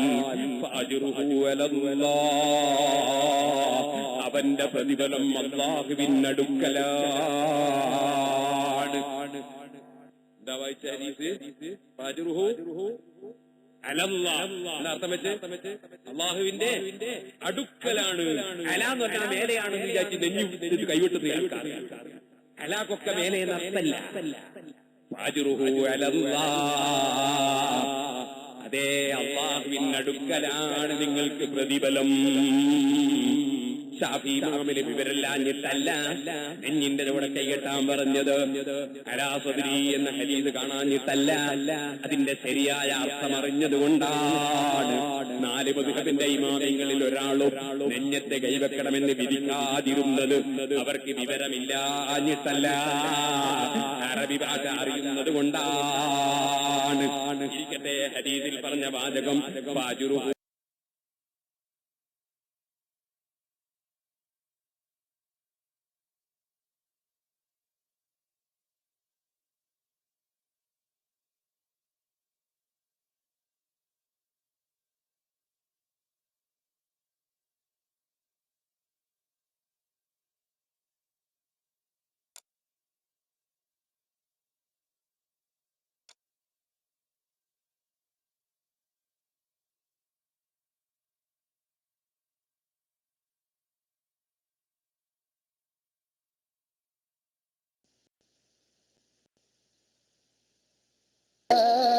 മണ്ണിൽ ഹൗബ് റസൂലിൻ വിസ്മയമുയരും പൂവയ്യ.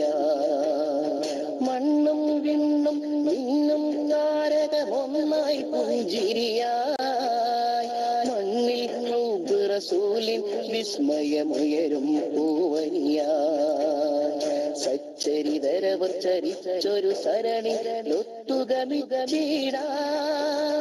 സ്വച്ഛന്തം മദ്ഹിൻ പുതുവീചികളൊത്തു ശ്രവി.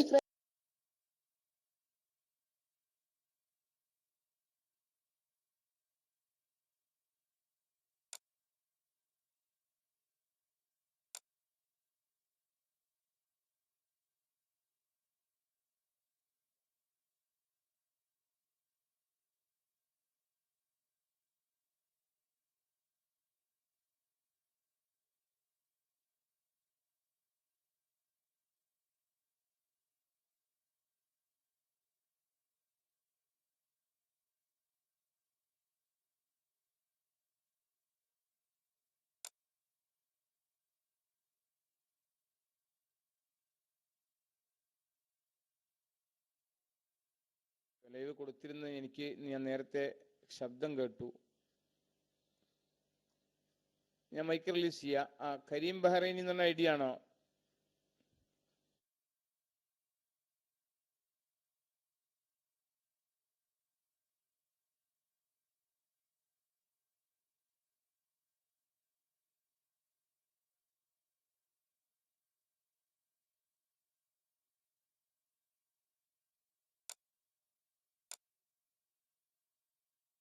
ോളൂ. അൽഹംദുലില്ലാ, വളരെ നല്ല ഒരു പ്രഭാഷണം. കണ്ണൂർ ജില്ലയിൽ നിന്ന് നമ്മുടെ SSFന്റെ സംസ്ഥാന